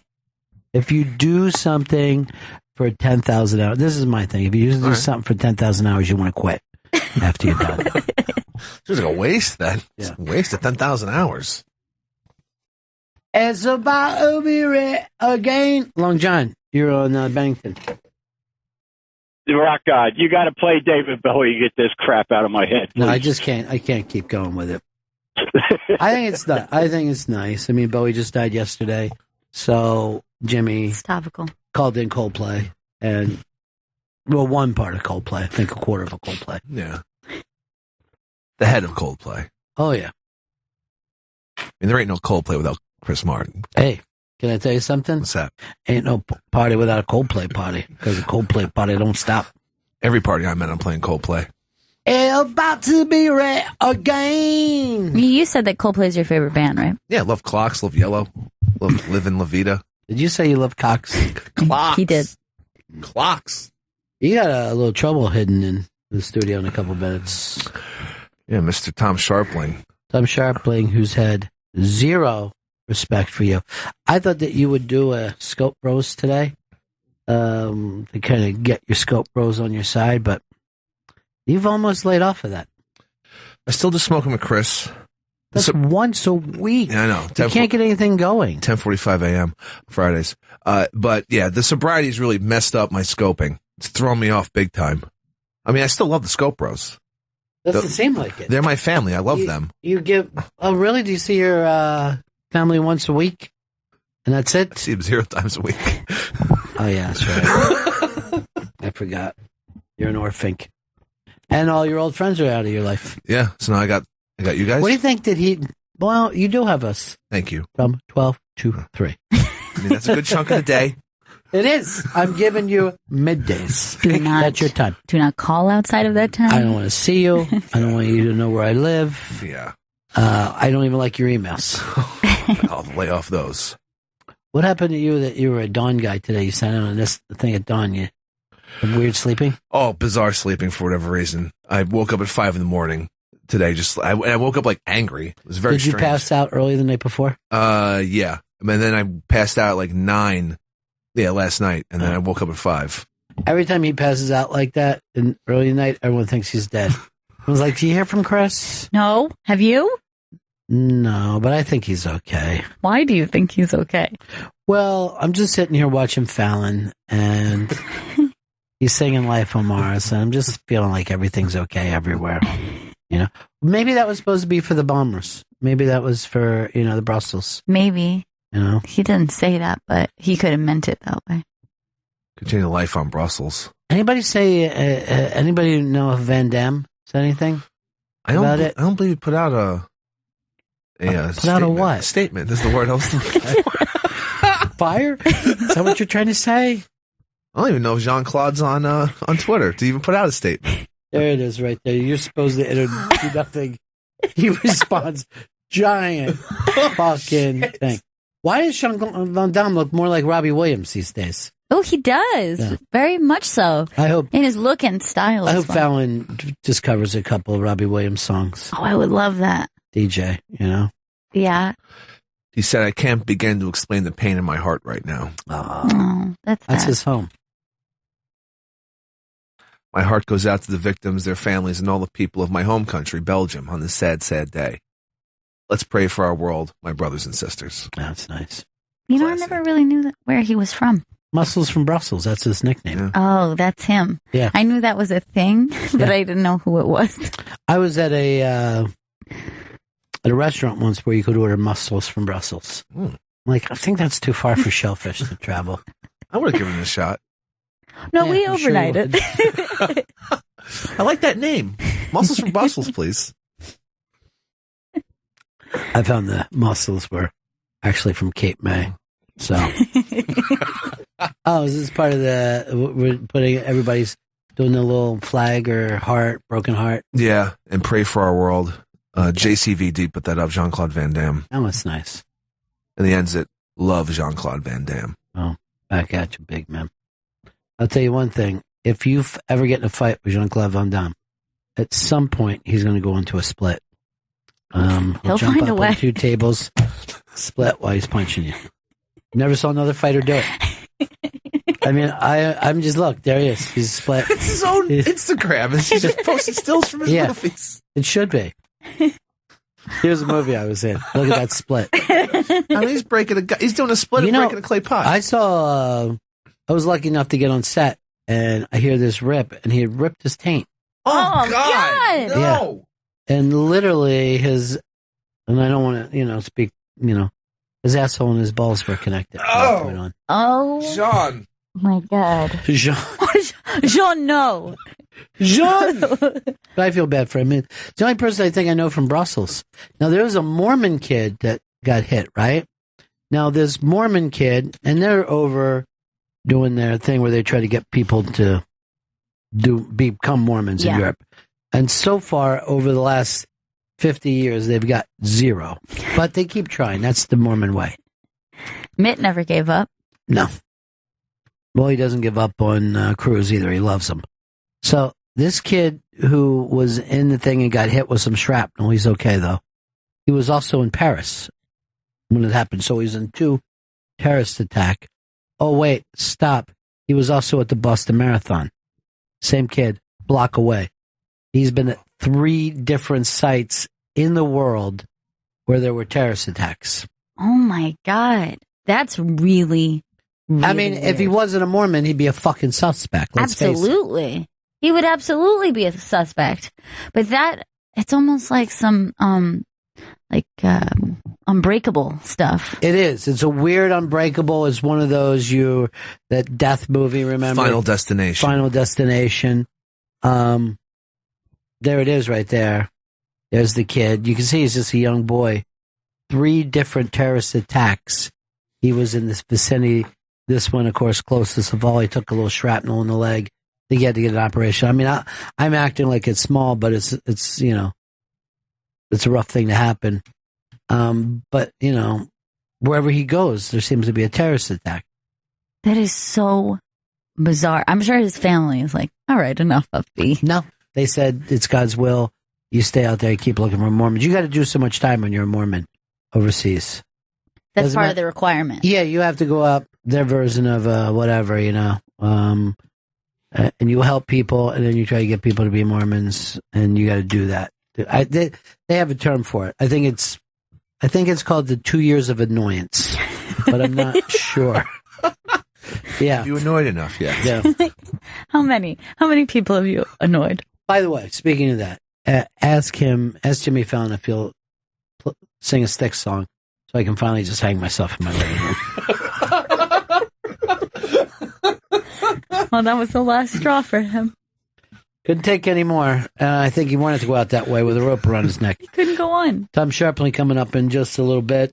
Hey, join me tonight. I'll be on the bonfire. And then tomorrow night, see me live with, I guess, my new comedy partner, Big J. Okerson. That's the mashup show, and it's happening at the Stand tomorrow, March 24th at 8:30. So go to thestandnyc.com or call 212-677-2600 for tickets. That should be fun, right? It's going to be a blast. You're going to be mishmashing with the best of them. Got good news for everybody. Naked Chelsea Handler pictures up on the iBank today. Good. There she is. Oh, that's nice. Now, what's up, girl? Yeah.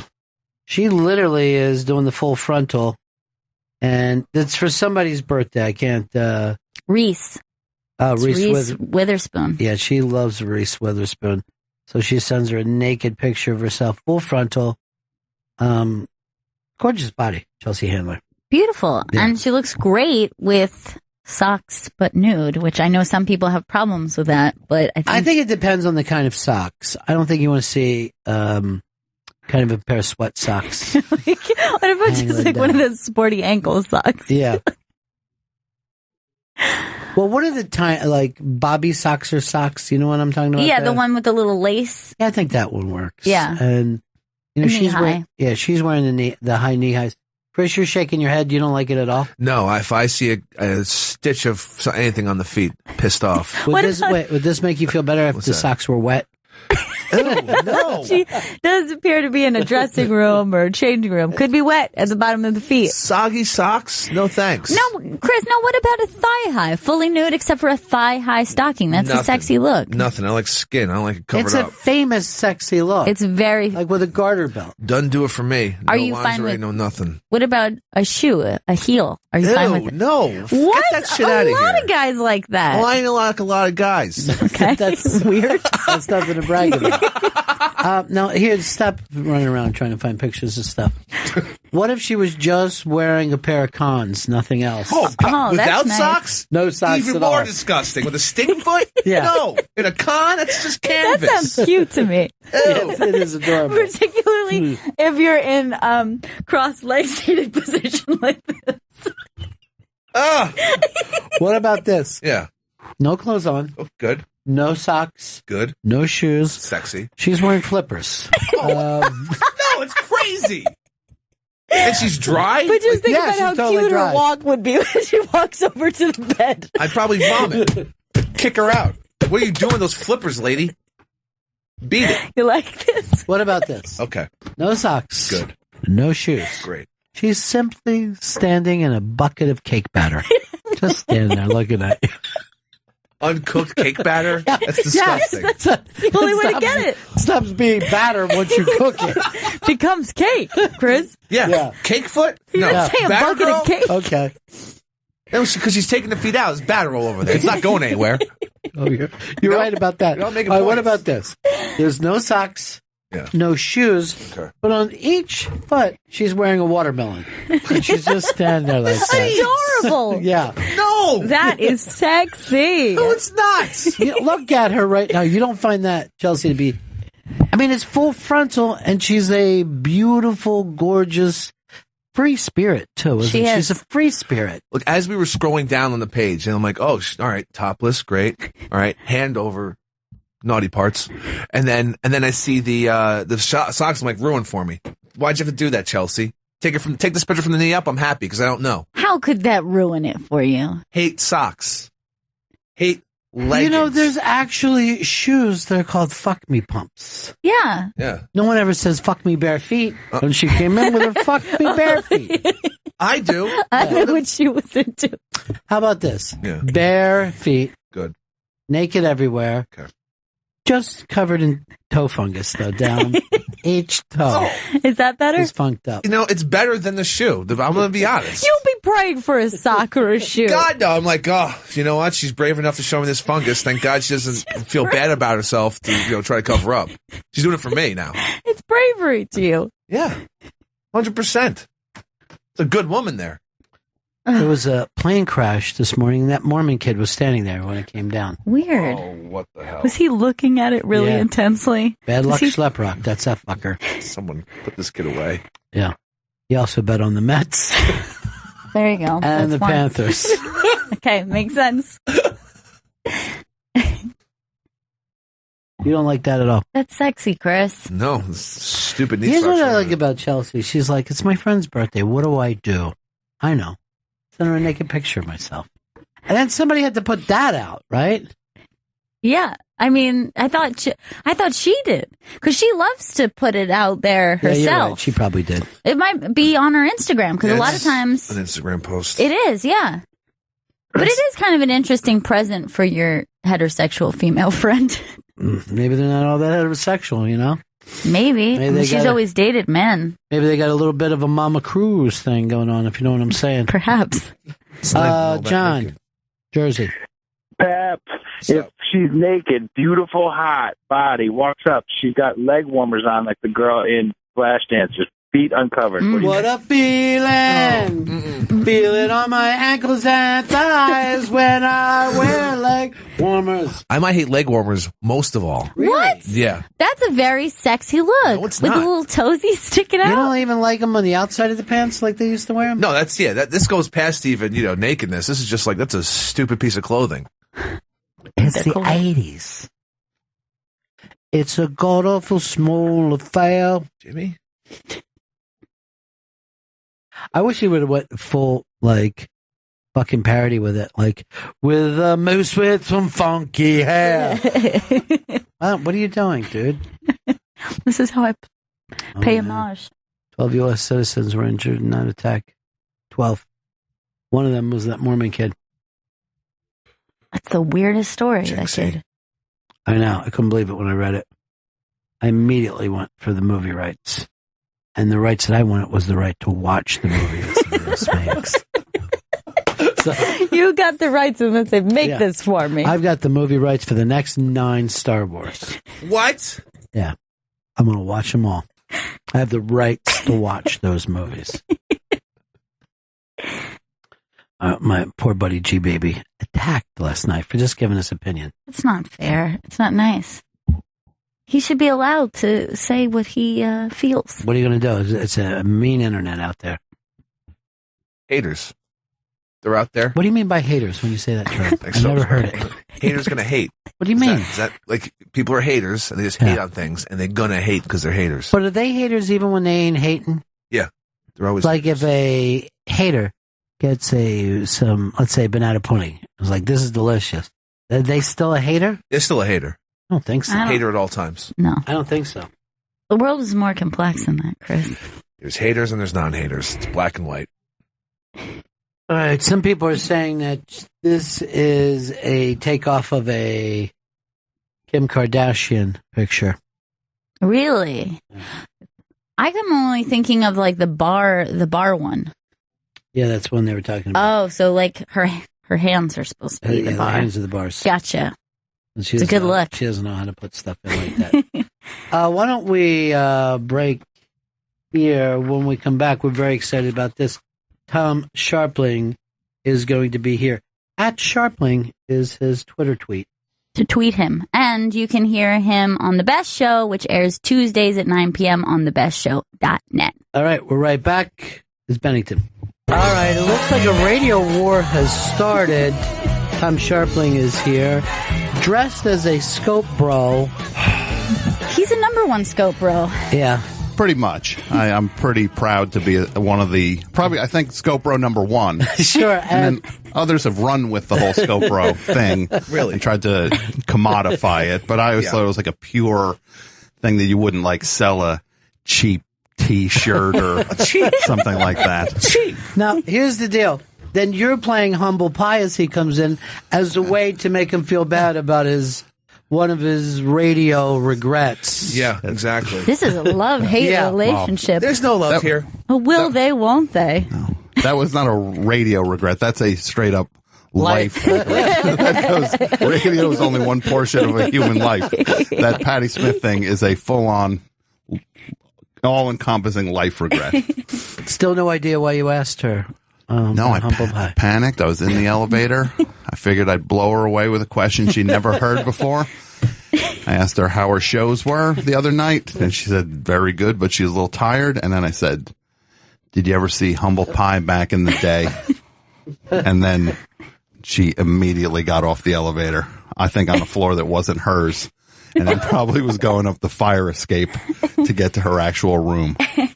It's too bad. It's too bad that she wasn't a huge Humble Pie fan, or you might have been invited into her room. I don't even buy that she didn't see them. I just think I freaked her out so much she just gave some vague answer. Right. Because she said it was before her time, which is just not true. No. Doesn't track at all. No. They were She thought you were being insulting for some reason. You know, I actually had an opportunity to see Humble Pie, and my parents wouldn't let me go. I think I was in the 8th grade.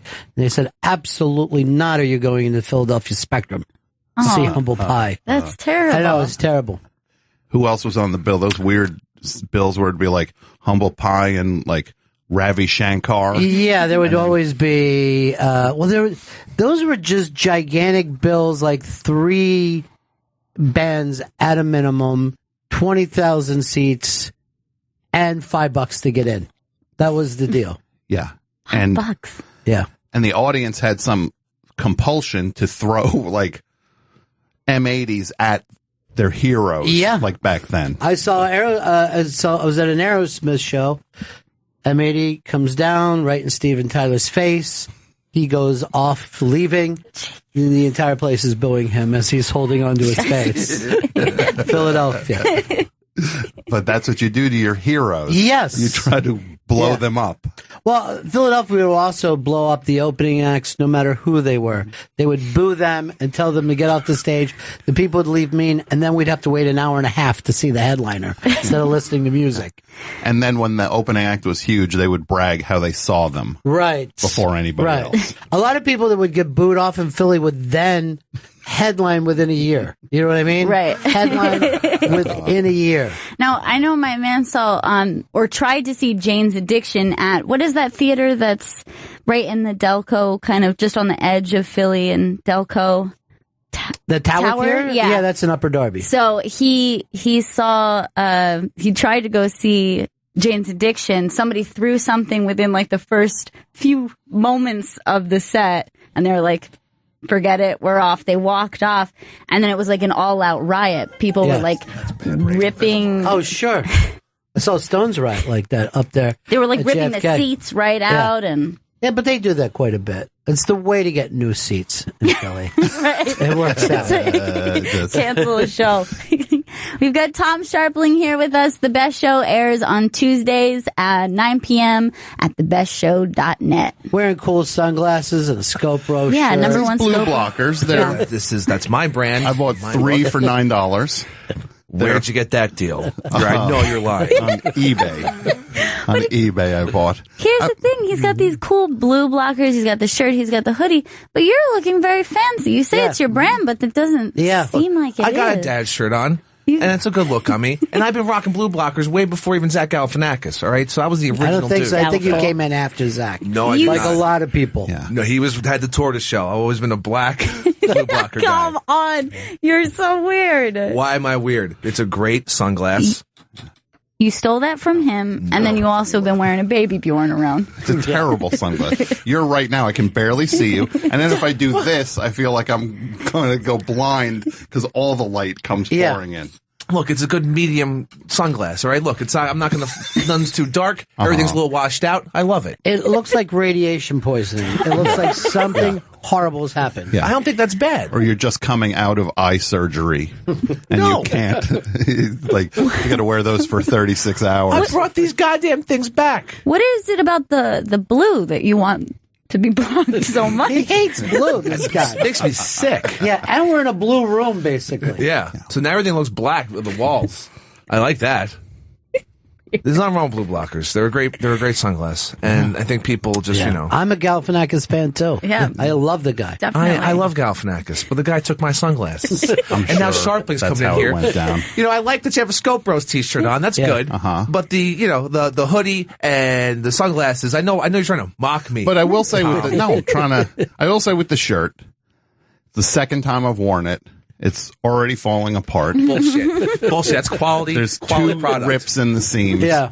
That's not on the shirt, Tom. I don't know what the quality control is. Well, it comes soaked in the tears of Asian children. That's bad? As per your request. So the iPhones. It's a good company. Just sit down and relax. Then we're doing radio. You know what I mean? Take the bass out of your voice and treat our guest like the radio star that he is. I understand. And Okay. I thought we buried our hatchet, me and Tom. But then he comes in here with this shirt on. This is an homage I bought it to you. from Yes. you. Yeah. Yeah, that's what I thought love. burying the hatchet was. And then I hear you on the best show talking about me, trashing me. Trashing or No. just telling a funny story? Or being honest about how bad your scope framing is. He just says that because he wants to direct one of your scopes. He said, that's a Can partnership. you imagine if you had that? No, I couldn't imagine. This is You know why? Because he's going to just mock me out again. He's just No. going to try to fuck with me. All you would, first of all, you could focus on what you're actually saying for the first time on one of these things. No, look, this is a guerrilla operation. Has It's never running. happened. You're so divided between trying to hold the phone and I got a selfie stick. It's working out great for me. I would just want you to be able to concentrate on what you say on one of your scopes. I'm so locked in. You're also on the Periscope shit list now, too, Yeah, where they will not promote him to outside sources. Which is really odd. I didn't think that could happen without nudity. And there's never been any nudity on any scope. There might as well. Yeah. I mean, you can be rated X on language alone, as you know. There's only so many C-bombs they'll allow you. Yeah. I didn't know there was a limit. And I'll say this. My wife has no interest in Periscope or any of this stuff. Okay. She has watched the video of, and she doesn't like baseball or any sports really. She has watched the video of you burning that Mets cap Classic. probably 6 times. She'll say like, can you put the video back on Thank you. of that guy from Bennington burning his baseball So cap? quietly burning it in a little pan so he doesn't get in trouble. The thing about him is that he's always screaming on that Periscope, except for when there it is. This is what you made me do. What would you do if the Mets went 30-0 right out of the gate? Yeah. 30-0. Yeah. You're still out. Yeah, talk to me in October. Bum ass Mets fans. Mets have won 110 games going into the playoffs. Yeah. You're still out. Garbage. It's a garbage team. How far you go? So you're When back are you in. back in? 3-0 in the World Series. They're up 3-0. Might buy some gear. Might take a look at Mets.com.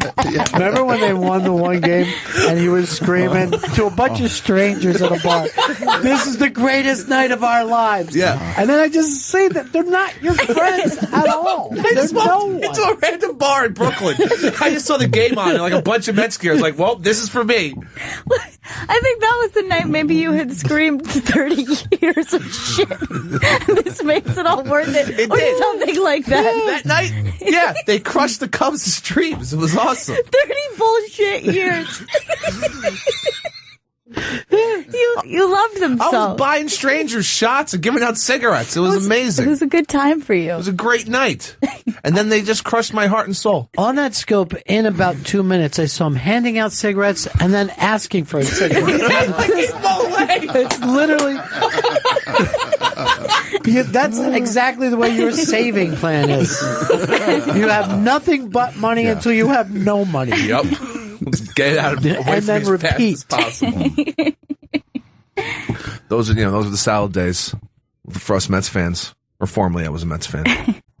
Tom Sharpling's here with us today. The Best Show airs Tuesdays at 9 p.m. Go to thebestshow.net to listen. Well, there are a lot of people saying that this is your radio dad now because... I've heard people say that. People actually wrote to me to say that you two have better chemistry than me and Gail do.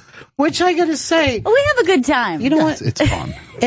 That gave me pride and pain at the same time. You know what I mean? As parenthood does. Yeah, I guess it does that way. I don't know. I never really paid attention to it till lately. I like how I didn't even know you were around till you grew up. I like how insulting that is to me that she only likes to do radio with father figures. Yeah, that's where she's comfortable. No, I'm just like an older brother. Oh, yes, it's always got to be. You could easily be your dad. I know you at least got abortions this age. At least.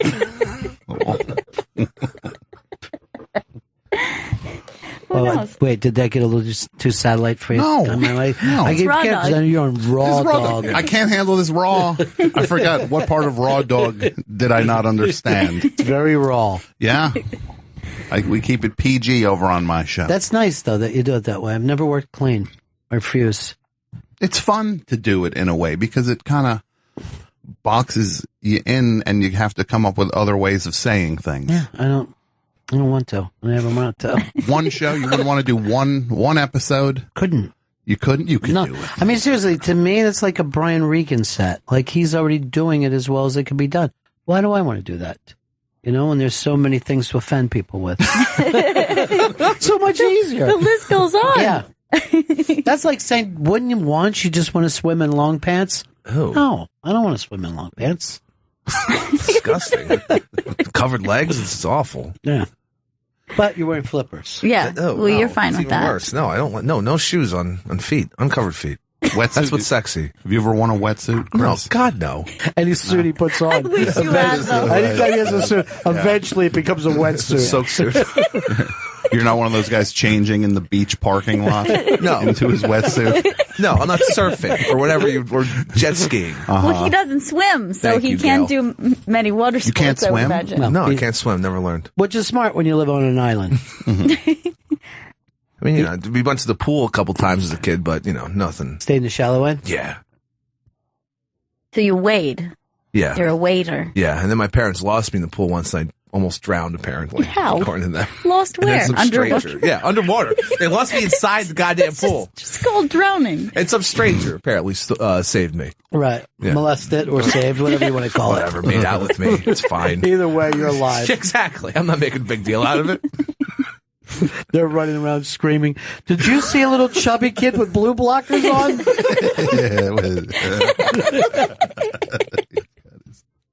Yeah, Maybe, all right, maybe we'll take the Tom Sharpling challenge and do a show that is PG rated one day. One day only. The show for the family. That would be cool. I have never, done that, really. Yeah. But you got to think of some topics. We can, I guess, ice cream. Great ice cream flavors. Tastes good. Frozen yogurt. When you go to the 16 handles, which one which lever do you press down first? It's there's so many handles. I don't know what to do when I get in there. I wish at least it was 14 or 15. 16 is just too much. But like 6 of them you can just reject outright. You're just like, I'm not doing cappuccino. Yeah, I agree. Yeah. So right off that, no cappuccino, no. There's the sugar-free one down at the very end of the line. Yeah. It's like, forget it. It's 8 handles at best. You got to worry about. Very manageable. I've never been in the 16 handles where somebody isn't going 16 handles, and about 90% of the time it's been me. And I'll be looking around going like this. You get it, everybody? 16 hands? Nah, you get it. No, I don't like that place because you're left to your own devices, but you don't know how much you're paying for, right? Doesn't it go by weight? Yeah, then you have to weigh That's how it your ice cream. Yes. Never been inside one. Yeah, so if you fill it to the top, you're paying for every little bit. But it's not going to be like you owe $400 for that yogurt. Women don't want to have their food weighed. No, I really don't. I got to weigh around this. I think you come in, we weigh you, and then you eat, we weigh you again, and how much weight you've gained. That's why I always say don't drink there. Just stuff on the scale in front of all the other patrons. It's up to you whether you want to take your pants off or not. Yeah. I will. But I'll leave my socks on. Yeah. No. That's your thing, isn't it, Chris? No. I like bare feet. I like bare feet, bare legs. I don't want anything on them. See, I have a foot fetish, but the girl has to leave her socks on. Oh, that's a sock fetish, man. It's not a foot fetish. It's safe sex. Oh, no, I want that raw foot. I don't want hoof-to-mouth disease or whatever it's called. That doesn't happen with humans. Chris, there are sexy socks out there. No, they're not. They're all awful. They're shitty. They exist. What about those finger socks? Oh, that's the worst of all. Outside of leg warmers, the finger shoes. Might as well have a stump there. Oh, you're talking about the one that runners. There's people who listen to this show that are missing limbs. Oh. And Come on, something Chris. like that. Well, I said that was as a good thing. This is an attractive thing, as a stump. Yeah. So it's motivational, what you just said. Yeah, I'm like, hey, you got a stump out there? You're feeling good about yourself. I don't think so. Oh, Chris. What? Disgusting. Disgusting. I'm going to ask you right now, what did it feel like The Simpsons comes on and you're now part of that world? I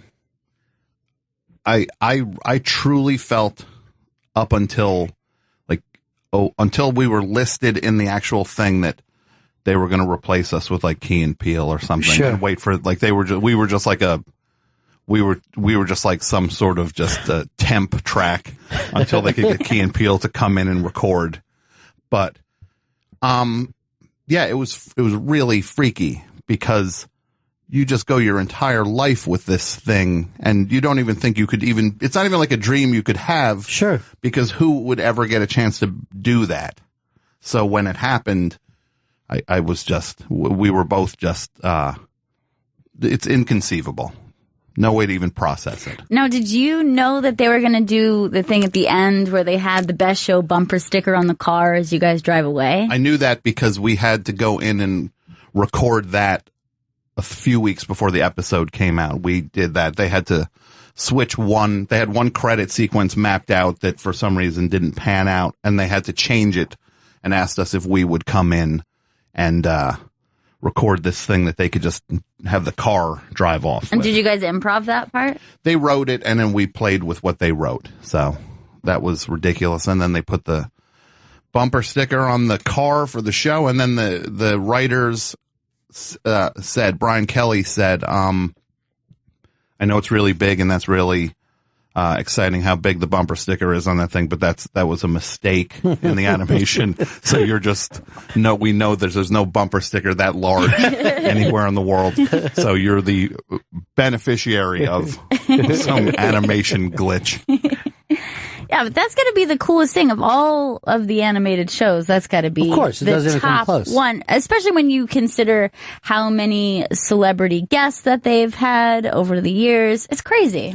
Well, I mean, the odd thing is, and it seems terrible to say it in front of Tom, but it's going to outlive him, right? How many things do you get to do in this business that's just really building sandcastles that get washed away every day? This is going to always be around. Yeah. Well, look, at this point, this Scope Bros shirt is going to outlive me. I'm in the home stretch right now. So, but yes, that will definitely outlive me. And the Scope Bros shirt is not going to outlive a whole lot because it's poorly made. No, it's not. I've He overseen made those them. by hand. How many refunds have you had to give? You know what, Sharply? Zero. That's how many. Zero. No, because people love the goddamn Scopro t-shirts. Can you do me a favor and not fight with our big celebrity guest? He's fighting with me. But you're the producer. Take it on the chin. Don't you All right? understand what I'm doing now? How many times have I mentioned your dumb Scope Bros It's shirt? a great shirt. Yeah. It's not dumb. This is promotional. Is it? Sounds like he's running me down. Yeah. No, he's punching down as a way of letting you to celebrate that. You're one of those soup can who, when it goes in, helps the champ get in. Yeah. Definitely 41-0. Yeah, you're Chuck Wepner. Oh, nice one. No, Chuck, no. The Bayonne bleeder. He was great, but... And also, I believe Rocky was based on him. Really? Yeah. Why did I think Rocky was based on someone else? Well, because no one knows who Chuck Wepner is. Is the main reason. There's my friend did a 30 for 30 on Chuck Wepner, which is he directed. It was one of the. It's a really great one, and it has all that stuff in it about how Stallone. I mean, Chuck Wepner fought Andre the Giant, and then in Rocky 3, Rocky's fighting Hulk Hogan, and he borrowed huge stretches of this guy's life, and then there's a point where Chuck Wepner ends up in jail, and then Rocky Stallone is filming that prison breakout movie at the jail that Chuck Wepner's in, so he is shaking his hand in the yard. So that's the most depressing thing imaginable. Yeah, isn't that amazing when you think about it? There's Stallone becomes the richest and biggest action star. Wepner's in prison. He's fighting a rat for a French fry. You know what I mean? Just trying to get through the day. Life is so awful. But I'm glad it worked out for you, Stallone. And then your buddy in the hall is the other great White Hope. Jerry Cooney that you see all the time. Right. Jerry Cooney has taken her under wing. Really? Yeah. Yes. See, now I'm jealous. Yeah, it's pretty what cool. Happened? I don't know. When we met in the hall, we hit it off. Now we're buddies. We say hello to each other. He has a nickname for you. Yeah. He just calls me girl. I'm not sure if he misheard my name as Gail to girl, or if he just calls me girl.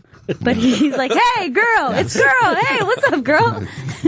Gail Bennington. It's actually not a bad name. Actually, what we called you for the first week and a half until they found me. I had a lot to do back then, though. Yeah, you were a busy guy. Yeah, busy. But yeah, Jerry Cooney's the coolest dude. He's so sweet. Yeah, he is. He's a very nice guy. He's everything you want an ex-boxer to be. Like a sweet, kind, easy guy. He has the same joke. He'll shake your hand. Ow! He acts like he's hurt. Yeah, he does that a lot. Constantly. It's so nice. The photos of punching the people, and then they're getting laid out. If I give him like a pat on the shoulder or the arm, he's always like, you're tough. And it still works. It makes you feel like you're 6 years old. You're like, I'm pretty tough. I guess I am. Jerry Cooney. He's one of those guys that you always say both names with, no matter what. Oh, yeah. I'm a big fan of saying both names. Are you really? Yeah. I say, hey, Tom Sharpling. Yeah. Well, Tom has that kind of name, though. Yeah. Only Chris feels the need to use his last name only. Yeah. Sharplin's over there. Sharpling. Stop Sharpling. I don't sound like that, Sharpling. You do. Yeah. That is such a good Stop Sharpling in studio. It's the best show on net. Every Tuesday at 9 p.m. Oh, my God. That's not me, everyone. That's not me. I didn't know you could use Stop Sharpling in studio. All right. I'm going to close my eyes, and then one of you guys talk, and I'll try to guess which one it is. All right, ready, go. Top Sharpling's in studio. I can't figure it out. That was me. Was it you? It's good then. No, that was me, That was Ron. really good. You sound totally different. That's you now. Yeah, I know that was me before, too. All right. Now Chris is going to go. Stop Sharpling in studio. Best show on net. Every Tuesdays at 9. Perfect. I honestly can't tell the difference. That was so Tom good. Sharpling. That is so AKA good. Sharpling. Yeah. How do you get your tongue that thick, Tom? How do you Well, what you have to do, bite your tongue for an hour. It doesn't happen. Then you have to stick some jelly beans up your nose. This is all bullshit. And then you can do it. By the way, that ain't jelly beans he's sticking up his nose. I'm not sticking nothing up my own. That's his own problems. No, get sober. Get stung by a couple bees. I'm allergic. I go to the hospital. You're allergic to bees? Yeah. Do you have an EpiPen? No. What's an EpiPen? Oh, God. Great. You might want to listen to what Gail's going to say next. Who knew? Of all the bets we've made on how we thought Chris would go. Yeah. Bee sting. Yeah. You'll be out smoking, hanging out with Shep Smith. The bee stings you. You know, I haven't seen Shep Smith in a while. I'm starting to get worried they quit smoking. He's going to be the last thing you see. What do you worry about? He's going to be the last thing you see. Shep Smith looking down at you. What's wrong with that? Sorry. Ashing on your face. No, he would never. He would try to help me. What's wrong with this guy? Well, he's trying to revive you, but he's still not going to waste a perfectly good cigarette. Neither would I. I think it'd be great when he goes back upstairs. On the lighter side of the news, Jeff, come back! Some animal died down in the street, right in front of me. I mean, that was your hope, right? To get Shep one day on Smoking with Chris. Hanging out around like the Fox News place where I know he smokes, and I just keep getting shooed away by the security guards. I wonder why. Yeah.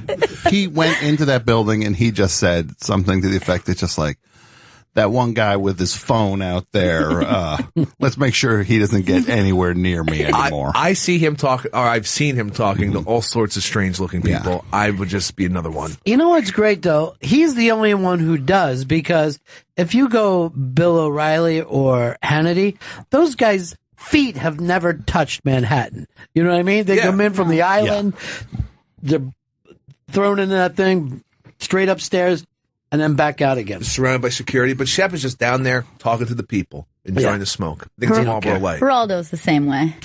Well, Geraldo is trying to bring attention to himself. He really is. I saw him walking to Langan's Pub across the street from Fox News, and he just was holding court. Everyone's like, hey, it's Geraldo. Yeah. Just loving every second of it. He loves it. He loves the attention. I've seen him several times. One time on the beach, by the way. So I've seen him topless. What beach? I guess it was Rockaway. Far Really? Rockaway, yeah. That's stunning. Yeah. He's going to Far Rockaway Beach? Yeah. It's a shitty beach. No, it's not. That's a nice beach. That's how she learned about EpiPens. They were washing up. What's that? Yeah. Seriously, learn about EpiPens, though. Yeah. If you were allergic to bees, Chris. Yeah. Get an EpiPen. You're going to need it. How much one cost? How much is that going to run me? Cost your life. He's in the concrete jungle. He's not going to run into a bee. Thank you. He's fine. He's never stepped in a park. No, why would I go to a park? What's in there? Bees, I guess. He actually claimed that he's never seen a robin before. Never. In his life. Really? I've seen the little birds with a sparrow, and I've seen pigeons. Those are the two I've seen. The little birds. The little birds that are hanging out with the pigeons is how I think of them in my head. And this is like a point of pride? Yeah. No, I'm just people seem surprised by it. They think I'm a liar. I'm just saying that I've never seen any of these fancy birds or colored birds. Okay, first of all, no, not we're like trying that. to do this peachy. Come Not on. like that. But I also don't think it's true. You No, it can is see robins in this city. No. You can see blue jays. Look, I was They up exist. in Beacon, New York. Saw a blue jay, blew my goddamn mind. Never forget it. Never seen a robin. I've never seen an eagle, a hawk, a condor. None of them. All right? I don't know why everyone thinks I'm a liar. Easy, Chris. Easy. There are hawks all over the city. I was up in Beacon. I was like, what's that blue thing in the goddamn tree? I thought it was candy. That's a blue jay. What? Bullshit. See, now, if you had been to any of the parks, Central Park, Prospect Park, they all have big birds. And bees. Yeah, sure. He can't go. You know, 'cause of bee reasons. I've seen a hawk swoop down in, I guess this would be just in Soho, just south of Houston. Hawk swoop down and pick up like a huge rat and fly off with it. Can you believe that? That would be the greatest day of my life. It was insane. I'd run into traffic if I saw that. I'd freak out. Why? Don't listen to him. He's just trying to top everybody. It was like a nature documentary. You know what? You're all pumped up because Tom's here. I know. Sharpling? You're Yeah, all he's here. excited. Yes. We know he's here. Who, Sharpling? There's not a lot of That's what we meant. Toms. I love. Yeah. Why don't you guys do a scope after the show? Today? Come Is on, that too much to please. ask? Like, I will actually ask Gail things that just like, can you just text back to me is this what Chris said? And then she'll say, yeah, that's exactly what I said. Confirmed. About White Castle and things like that. Love White Castle. It's a great restaurant. That was one of your more pathetic your scopes when you bought the case, which I didn't even know there was such a thing. The crave case. Oh, the crave case. Yeah. Yeah. Crave case. And he ate as many as he could before he passed I think it out. was about 8. I couldn't get through that case. And what is it, 30? 30. Threw out a lot of cheeseburgers in the morning. Or afternoon, rather. I would love when the scope videos would shut off from the cab when he'd just be like, look, now it's private time. Yeah, right. Like he's going to the Too Bat close. Cave. Yeah. Nobody can figure out where Batman lives. Instead, it's more like Top Cat, where he's just down some alley living in a trash can. Using the cop's phone. Yeah. He's combing his hair with the fishbone. I have a home. I saw one late night scope with you where, it was really late and somebody came up to him, a scope bro, on the street in Astoria. And I was terrified because it actually seemed like something, like he was going to get mugged or something like that. And I was just going, no, Chris, run! That's a stranger, Chris! Stranger danger. The look on his face when he came up to him was like, what's up, bro? Oh, okay. Scope bro. Yeah. And then he gave me a mystery flask of, he said it was scotch, but he wouldn't give me the brand. I was like, just give me the brand. What are you drinking, dude? Well, it was scotch when he drank it. Whatever he pissed into that bottle, that's between you and your Lord. Well, I drank it. I drank it all. I think he was annoyed by it, to be honest. We've got our buddy Tom Sharpling here today. The Best Show airs Tuesdays at 9 p.m. on thebestshow.net, and you can follow him on Twitter at Sharpling. Yes. So, Tommy, you all caught up in the election, or you're not political? I think it feels like if it's like Hillary Clinton and Donald Trump, then it's just going to be like when the Mets and the Yankees were in the World Series and like the rest of the country's just like, we hate all this. Yeah. Like we hate New York, like the World Series that no one outside of New York cared about. Feels like that's going to be what America is going to be. It is. It'll just be that thing of, because I keep now hearing people saying picking between two evil, which I just love the concept of that. Mm-hmm. Like the concept that even with evil, you get a choice, which is kind of great. Right.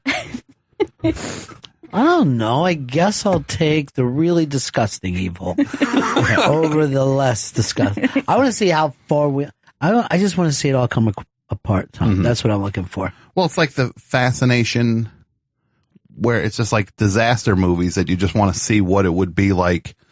If like, oh, look at that building. What would it be like if that building tipped over is all you want to say. And it's just like, that would be that version of it. It's like I went to Atlantic City last week and it's like the Trump plot, like the main Trump casino is now just this empty white building that you can still read the letters that they took down. It's still just like it's just like in dirt. It still says Trump where the letters used to be. And it's like, but he just denies ever losing in anything ever. It's like, well, I can show you 3 losses would be the Taj Mahal. And, you couldn't keep a building where people come into it to hand money to play games that favor the house. You couldn't keep those in business. But wouldn't that be like the great metaphor for the United States is that we become that building?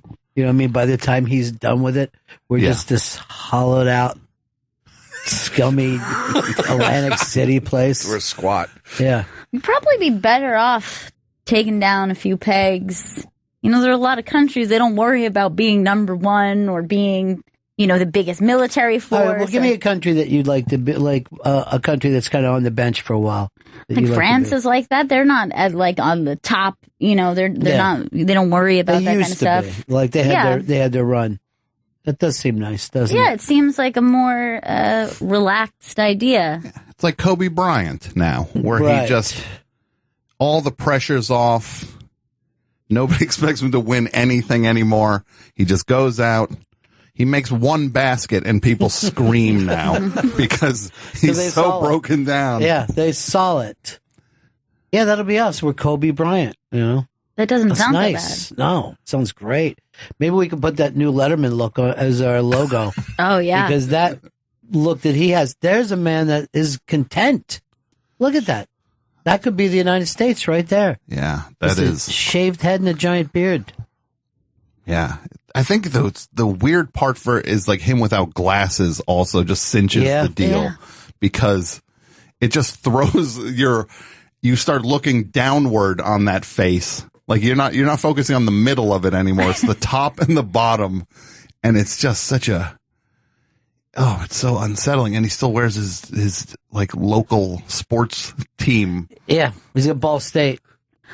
I'm very confused what he did with his hair, though. Like, he had a lot more hair. Well, what he had was somebody working on it every night. You know what I mean? He took a couple of strands. If you look at it, he just took a couple of strands and worked it. Right. Like, if you had a full-time hairdresser working for you, you were able to get away with that. But now, you know, especially the picture on the right, it looks so frightening and crazy. Yeah, that does not look anything like him. I would never recognize that guy. No, it's this weird, like, waterproof headphones. Like, is that what they are? Yeah, Those are like those waterproof headphones from the 90s. And what is he listening to? Just like old Indy 500 races? you know he's not listening to any music. That or Foo Fighters. Yeah. That's his only. He said he liked the Foo Fighters. He literally says he likes one band. I've only liked one band in my life, and that's the Foo Fighters. Because they would do anything I asked, and people were happy when they showed up. That's a cool thing to be, though. Well, we're Letterman's favorite band. Yeah, we're Letterman's favorite band. God, it's strange how the years go by. Strange. Yeah, it's amazing how fast people forget these people, too, in a way. Like, it used to be, like, even with Letterman, it's like he had such a long run that I think people thought he was kind of, you know, the best years had happened. Yeah. But even with, like, Stephen Colbert going off the one show, like, nobody talks about the other show anymore. And Jon Stewart, it seems like that happened 15 years ago that he left. Here's one they got to meet. Regis was New York City forever. Mm-hmm. And now that he's gone, they pushed him out in the street like an animal. Yeah. No one's acting like, hey, can we get Regis to they just forget. There's no sense of history. Yeah, there's always that long build up when a show is about to go off, and everybody says we'll never feel the same again. Yeah. And then you just forget that it was a thing. People just move on. But Jon Stewart actually left in his prime. Yeah. And this was a guy that the Democrats would have to admit really helped, whether, you know, that was his intention or just through his humor in attacking Fox News. And you don't even get them saying we miss him. You know, you look at Trevor Noah, he doesn't give a shit about this election. He doesn't even know who these people are. No, he really doesn't. He does it, like I was saying to you, I feel like he does it not from a place of anger. And that's what was great about Jon Stewart. Like, he was legitimately angry and funny. Freaked out. Yeah. So there was always that behind his comedy. Means nothing to no one. No. It's just gone. It's amazing how fast people just switch things out in their life. And it's like their favorite thing, they find a new favorite thing within 2 weeks. The other thing happened already. Well, we had that restaurant, that diner that we loved in for years, and they pushed it out, and everybody was fighting, and now that it's gone, it's just gone. There's nothing even in there right now, which drives me crazy. Nothing replaced it. Did they push it out for no just reason? Yeah, it's just an empty room. Yeah. I miss the Edison, though. Cafe Edison. It was the greatest. It was the last kind of place in Midtown that you could go in and feel like you were in New York. Go in and get some nice white bread toast, buttered. Exactly. The only place. That was a highlight of the diner. Why do you say that it's the only place that you can get stuff? Because you know, whenever I make toast at home, it's a clusterfuck. It's really well, it is one of the more difficult things for any chef to master. So like at a diner, it's a nice buttery soaked piece of white bread, lightly toasted. At home, it's always burning. If I'm fucking trying to butter the goddamn thing, going straight through the bread. Do you have a toaster? Yes, Are I you have a doing it with toaster. something else? Or are you doing it on like your? If anything, he is a toasty. Chris, I'm going to give you a tip. Take that toaster down a couple notches. I like it quick. I don't want to sit around waiting for That's your toast. problem. Yeah, he's a busy man. When do you kick it out when you see smoke? Yeah, I see. It's like this first tendril of Grace. Like, oh, there it is. Time to go. I think that's a Smokey. No, I'm just interested that you said it. It was very poetic. I'm going to buy you a new toaster. No, I don't want a new toaster. Oh, that's nice. I'm going to buy you a new toaster. That'd be really nice. Okay? I like my toaster. Why don't we scope this? Me buying you a toaster. That's great. And then the next scope is you laying with that toaster in the bathtub. Please. You guys should do a scope together today, though. Yeah, you should scope. There's a lot that you can learn from Tom. He's a director. Yeah, and they call me the Roman Polanski at Periscope. Who did again? That's because you were caught with a kid. No children for me. None whatsoever. You never want to be the Roman Polanski of anything. Really? Rosemary's Baby in Chinatown? I want to be Polanski.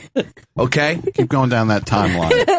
That would happen. I'm talking about the work, the art. Right? Okay. As strictly as a director. I don't care about the personal life. I know you don't. It doesn't even bother you. It turns you on with it. It makes it clear.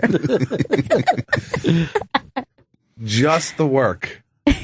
Now, by the work, you mean swimming with children? No, Chinatown. That's it.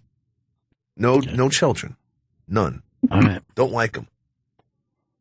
You don't like them. Like you tried? I gave it a shot. It's not my thing. God, no. What is it, the socks that bother you? Socks Kids bother do me. wear socks everywhere. Yeah. They're disgusting. They're they so sleep in their dirty, socks. Chris. Could you imagine the dirty? I'm not imagining socks, children, or anything else. It's socks and adult feet that I don't like. But I'm just saying, if you do start dating a child, you're going to have to check the socks. You're going to have to check the socks all the time. I'm never they won't say. Never going to date a child. Why do I have to say that? It's not going to happen. The amount that you have to explain that. It's awful. Tom Sharpling is in studio with us. The Best Show airs Tuesdays at 9 p.m. on thebestshow.net. Joey, who are you voting for if you had to vote today? Well, I'm feeling the burn as of yesterday. Burning? Yeah. Chris? I felt the burn yesterday. Now that Ted Cruz's wife's a freak nasty, I'm a Cruz boy. Okay. I'm going Cruz because I really worry about his wife. I'm Kasich. Tom, who are you with if we're going right now? I'll vote for Bernie right now. So we're all over the place. Yeah, all over the map. No Trumpsters, though, today. That's odd. Most days we're 7-0 Trump. Today we went in a whole different direction. Yeah. Let the polling know. The polls go down for Trump. I'm mad at him. All right. Polls. Yeah. What if that's all the polls have been based on this whole time? We didn't realize. Clinton lays out her counterterrorism policy. She says she's going to keep them in Brussels. Okay, sounds good. I'm in. Flip home into Hillary. About a giant net in the ocean that goes far into the sky so no planes or boats can come here. Okay, that's a good plan. There's a lot of people in Midtown carrying around rifles now. Yeah. Because Brussels was attacked. Mm-hmm. That means we're up. We got to worry. Yeah, it's always freaky when suddenly those dudes have like the heavy stuff on. All of a sudden. Oh, yeah. You just, like outside the Holland Tunnel yesterday, there was guy had just like this thing that I don't even know what that was. It seemed like it was 4 feet long. Like yeah. Like he had needed distance with whatever he was firing. Well, they did that all Christmas season, just for Christmas. Mm-hmm. Yeah. And years ago, you would have called the police if you would have saw people dressed like this. Assault rifles. And actually, yeah. You're like, did I just wake up in Vietnam? Is this a Twilight Zone? But now everyone's like, oh, thank God those guys are here. It makes me feel safer. Yeah. Really? It's a pretty big gun. None of us picked Hillary, though, huh? I'm switching mine because she's got the counter-terrorist. She's going after the key enablers. Oh. Yeah, which is great. Not just, the other. regular enablers. No, but the key one. Yeah. Do you think you could grab one of those guns off one of those I think guys? about it all the time. Like if they weren't looking? Yeah, I think about it all the time. Well, they say, you just pull it forward, then their balance is off. Is that right? Yeah. Yank it forward, and then I think there's a little move you can do to get it away. I'm going to try it. I'm just going to pay it forward the way Jay Moore did in his great film. Sure. And then they'll probably just hand it to you. Then I'll give it to another person. And then you just I hope someone eventually pays this forward back to me. They're also wearing the helmet. You know what I mean? They got the helmet. Yeah, they got the whole full stormtrooper look out there right now. Well, we don't want this to be another Brussels. That's for sure. Yeah. It's weird how often these things come up, though, that how desensitized eventually you get to it. You have to be. You're like, oh. Because we have just regular shooters, which don't bother us, just a mass shooter. Mm-hmm. But here's the thing with all the mass shootings, whatever happened to the old-fashioned serial killer? I miss that, you know? It's not in Long vogue gone. anymore. I feel like the BTK was the last like real serial killer we had. The bind, terror, kill. I think that was his thing. What's that? Yeah, BTK killer. I don't Who is this? Dude, I don't like guys that know too much about serial What's killers. wrong with Oh, that's a type of person. Yeah. Like, you know, there are people who will just go into full detail. It's Yeah. a very weird person. What's the There you BTK? Yeah, It's like BTK. Chris's dad. Later years. He would go into people's homes and bind them up, terrorize them, Didn't kill he them. take off 30 years in between, though? Yeah, he had a long layoff, but then he And was I think they only caught him because he sent a letter out of anyone. he was down south, I believe. Where They're he was all down binded. south. They love to go to Florida. So when was this? Like in the 70s, and then again maybe like 10. Like it was in the 2000s when he got caught. Right. Was it before or after the DC snipers? Because that's the last one I can remember. No, that's interesting. Would you consider that kind of sniping to be serial killing? I feel like it is because it was not a mass shooting. It was at random. Somewhere and in it kept- between, though, right? Yeah. Somewhere in between, because I like the serial killer. You don't know, you find the body and they leave something. You know, you don't Right, kill you them from a distance. Yeah, that sounds like You know? that at all. Now, with the DC sniper, I was trying my best to come up with what the pattern was. And I was just going around the whole thing. And I had it down as Bush. I thought for sure anybody that could get in and out of there was George W. Bush, you know? And he was pro-gun. And they were always in like the parking lot of like a hobby, like Michael's Crafts or Yeah. something like that. I moved down to DC right after that happened, and people were saying like they just didn't want to do anything. Like they were afraid to go to a 7-Eleven, take their kids to school. Mm-hmm. Everything had freaked them out.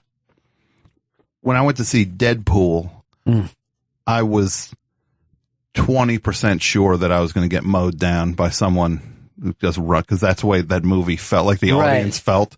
I was like, this is as close to a sure bet that someone's going to run in here with a gun Yeah. as any movie I've ever seen. It just really celebrated that kind of violence, you know? Like you weren't supposed to care when anyone was shot, no matter who it was. But I think it's weird now that with the theater shootings, now when it happens only in big movies. So if you're in a big blockbuster movie, that's when you think of it. Like I was really freaked out the first time I was in a theater after the Batman one. Yeah. Whichever Batman that was. And I went to go see that movie in the theater. So I waited a little while so it would be less crowded in there. And I wish that I wasn't like focused on it the entire time, but the entire time you kind of keep thinking, God, this is the experience those people were having in that very moment. And I'm sitting there and I'm just trying to put it out of my mind. And then I hear the door in the back like squeak open, and I like kind of like look over my shoulder and I turn to my man and I'm like, what's that guy doing? What is he doing? And he's just like, I don't know. What is he saying? And there was a guy and he was just standing there. And then finally I'm like, what's he got? But it was just a janitor and he was holding a broom and he just wanted to take a moment and watch some Batman. But I could not get it out of my mind. Oh, you should have shot at him first. Exactly. That's why we should all have guns. Yeah, that's why Just everybody needs a open fire gun. anytime you think you might Everybody be looks suspicious to me. Oh yeah, definitely. Now, the first time you met Chris, Ron, was on the street, if I remember correctly. Yes, he leapt out of the shadows and grabbed me. The night Fez had a heart attack. I just hear my name and he reaches out and screams, and then asked me if I wanted to go to a beer bash of some kind. It was a Hunter College social, and it was free PBR. Now, can you believe that you're here, that in 2016, that maniac who jumped out would be sitting behind the console? That's how people come into my life. They leap into my life And I'm like, this is the weirdest person I've ever met. Stay away. That's been my entire career. And so you're a magnet. Yes. I like to think of myself as a bug light. You know what I mean? I bring them in and eventually destroy them against the energy. We thought this was a good thing, but it turns out it's a bad thing. It's so bright. It's so bright. I'm going to fly to it. Oh, God, look at this. I believe I then asked you, when's the next bar night? Afterwards, after you declined. Oh, God. To go to the Hunter College fucking social. Yeah. Now, at that time, you didn't know that that Fez had a heart attack, so you didn't know he was coming Fez from. had just made me promise that not to tell anyone that he had a heart attack. He was, he was already feeling shame over the fact that his heart had given out and thought it would make him look weak among the other wolves that we ran with, That they would have then just, come out. And I'm like, don't worry. No one even knows I'm here.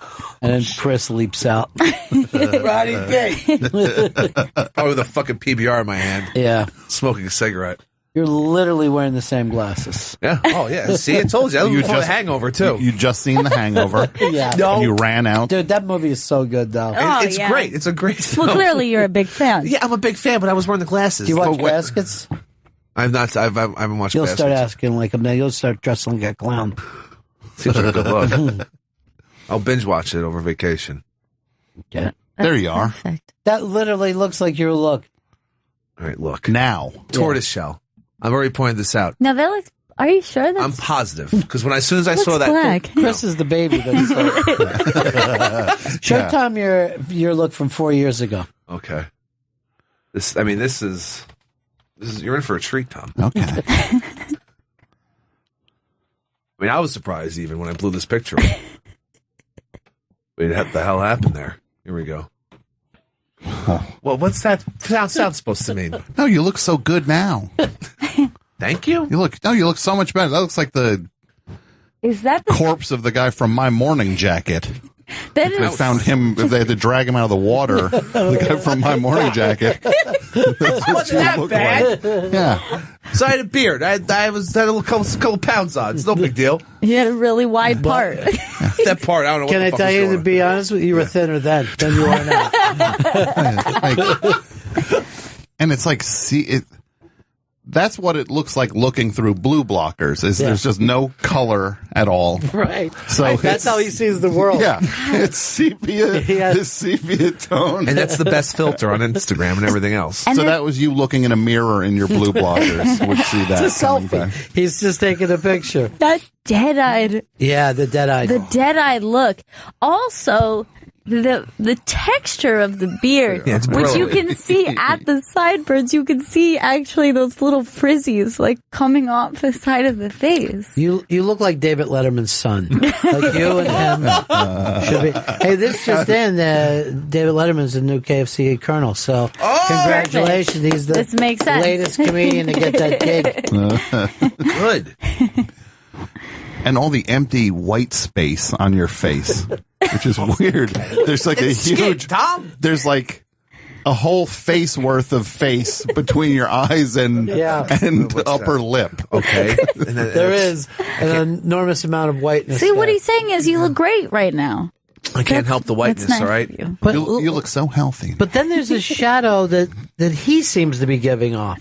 Instead of being a shadow on him, it's like he stops light or uses it all up. A black hole. The darkness is taking over. Like you'd go into a scary hotel, and that picture would be behind the desk as like the founder of the hotel. All right, I'll give you. It's old time. It's an old timey look. Yeah. Yeah, the mutton chop's gonna help that. I don't even think that's a mutton chop. I think it's just a crazy ass neck beard. If I was to name this picture, I'd call it the carjack killer. Just someone who takes a weird object and kills people with it. Well, I got to put some bad news. We got to stop putting the boots to Chris and end this show. It's fun though for a while, Chris. It was. Yeah, it's great. Sharplin's here. Rip me off. Why can't you call him Tom? I love that you can't get enough of it. What's that supposed to mean?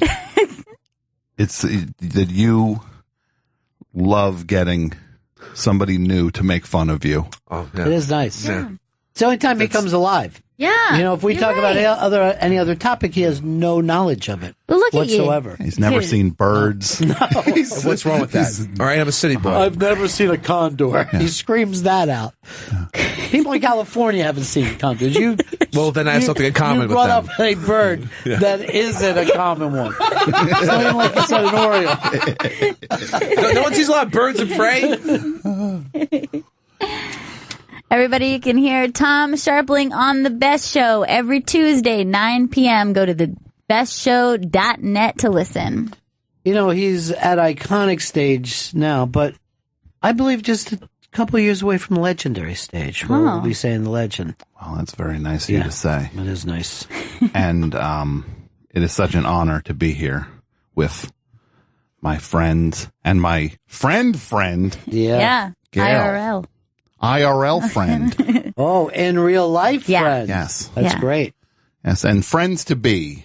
You and Chris. You guys get closer every day. No. Let's do that kickball league together. You're not a Sirius XM employee. Yeah. And I will Have be you decided on that? Yeah, I want to be in the kickball. This is what's going to happen. Yeah. What's that? Final, top of the ninth. Or bottom of the ninth. There's only 5 innings. Okay, bottom of the fifth. You're running it. You're going to kick it. Goes far. Yeah. You're ready for an inside the park homer. Yeah, I can see this. Slide in. Yeah. Bee stings you right at home plate. You die at home plate. Terrible goddamn picture you just painted. I'll tell you this. Yeah. Any injury time is off. That's on your clock, dude. Don't worry. I am stopping checks. No, I will. I ain't going on injured reserve, all right? Dude, you hurt you. How many operations you had in the past year? I had 2 operations, 2 major surgeries. You hurt yourself just being you. Yeah, it's bad.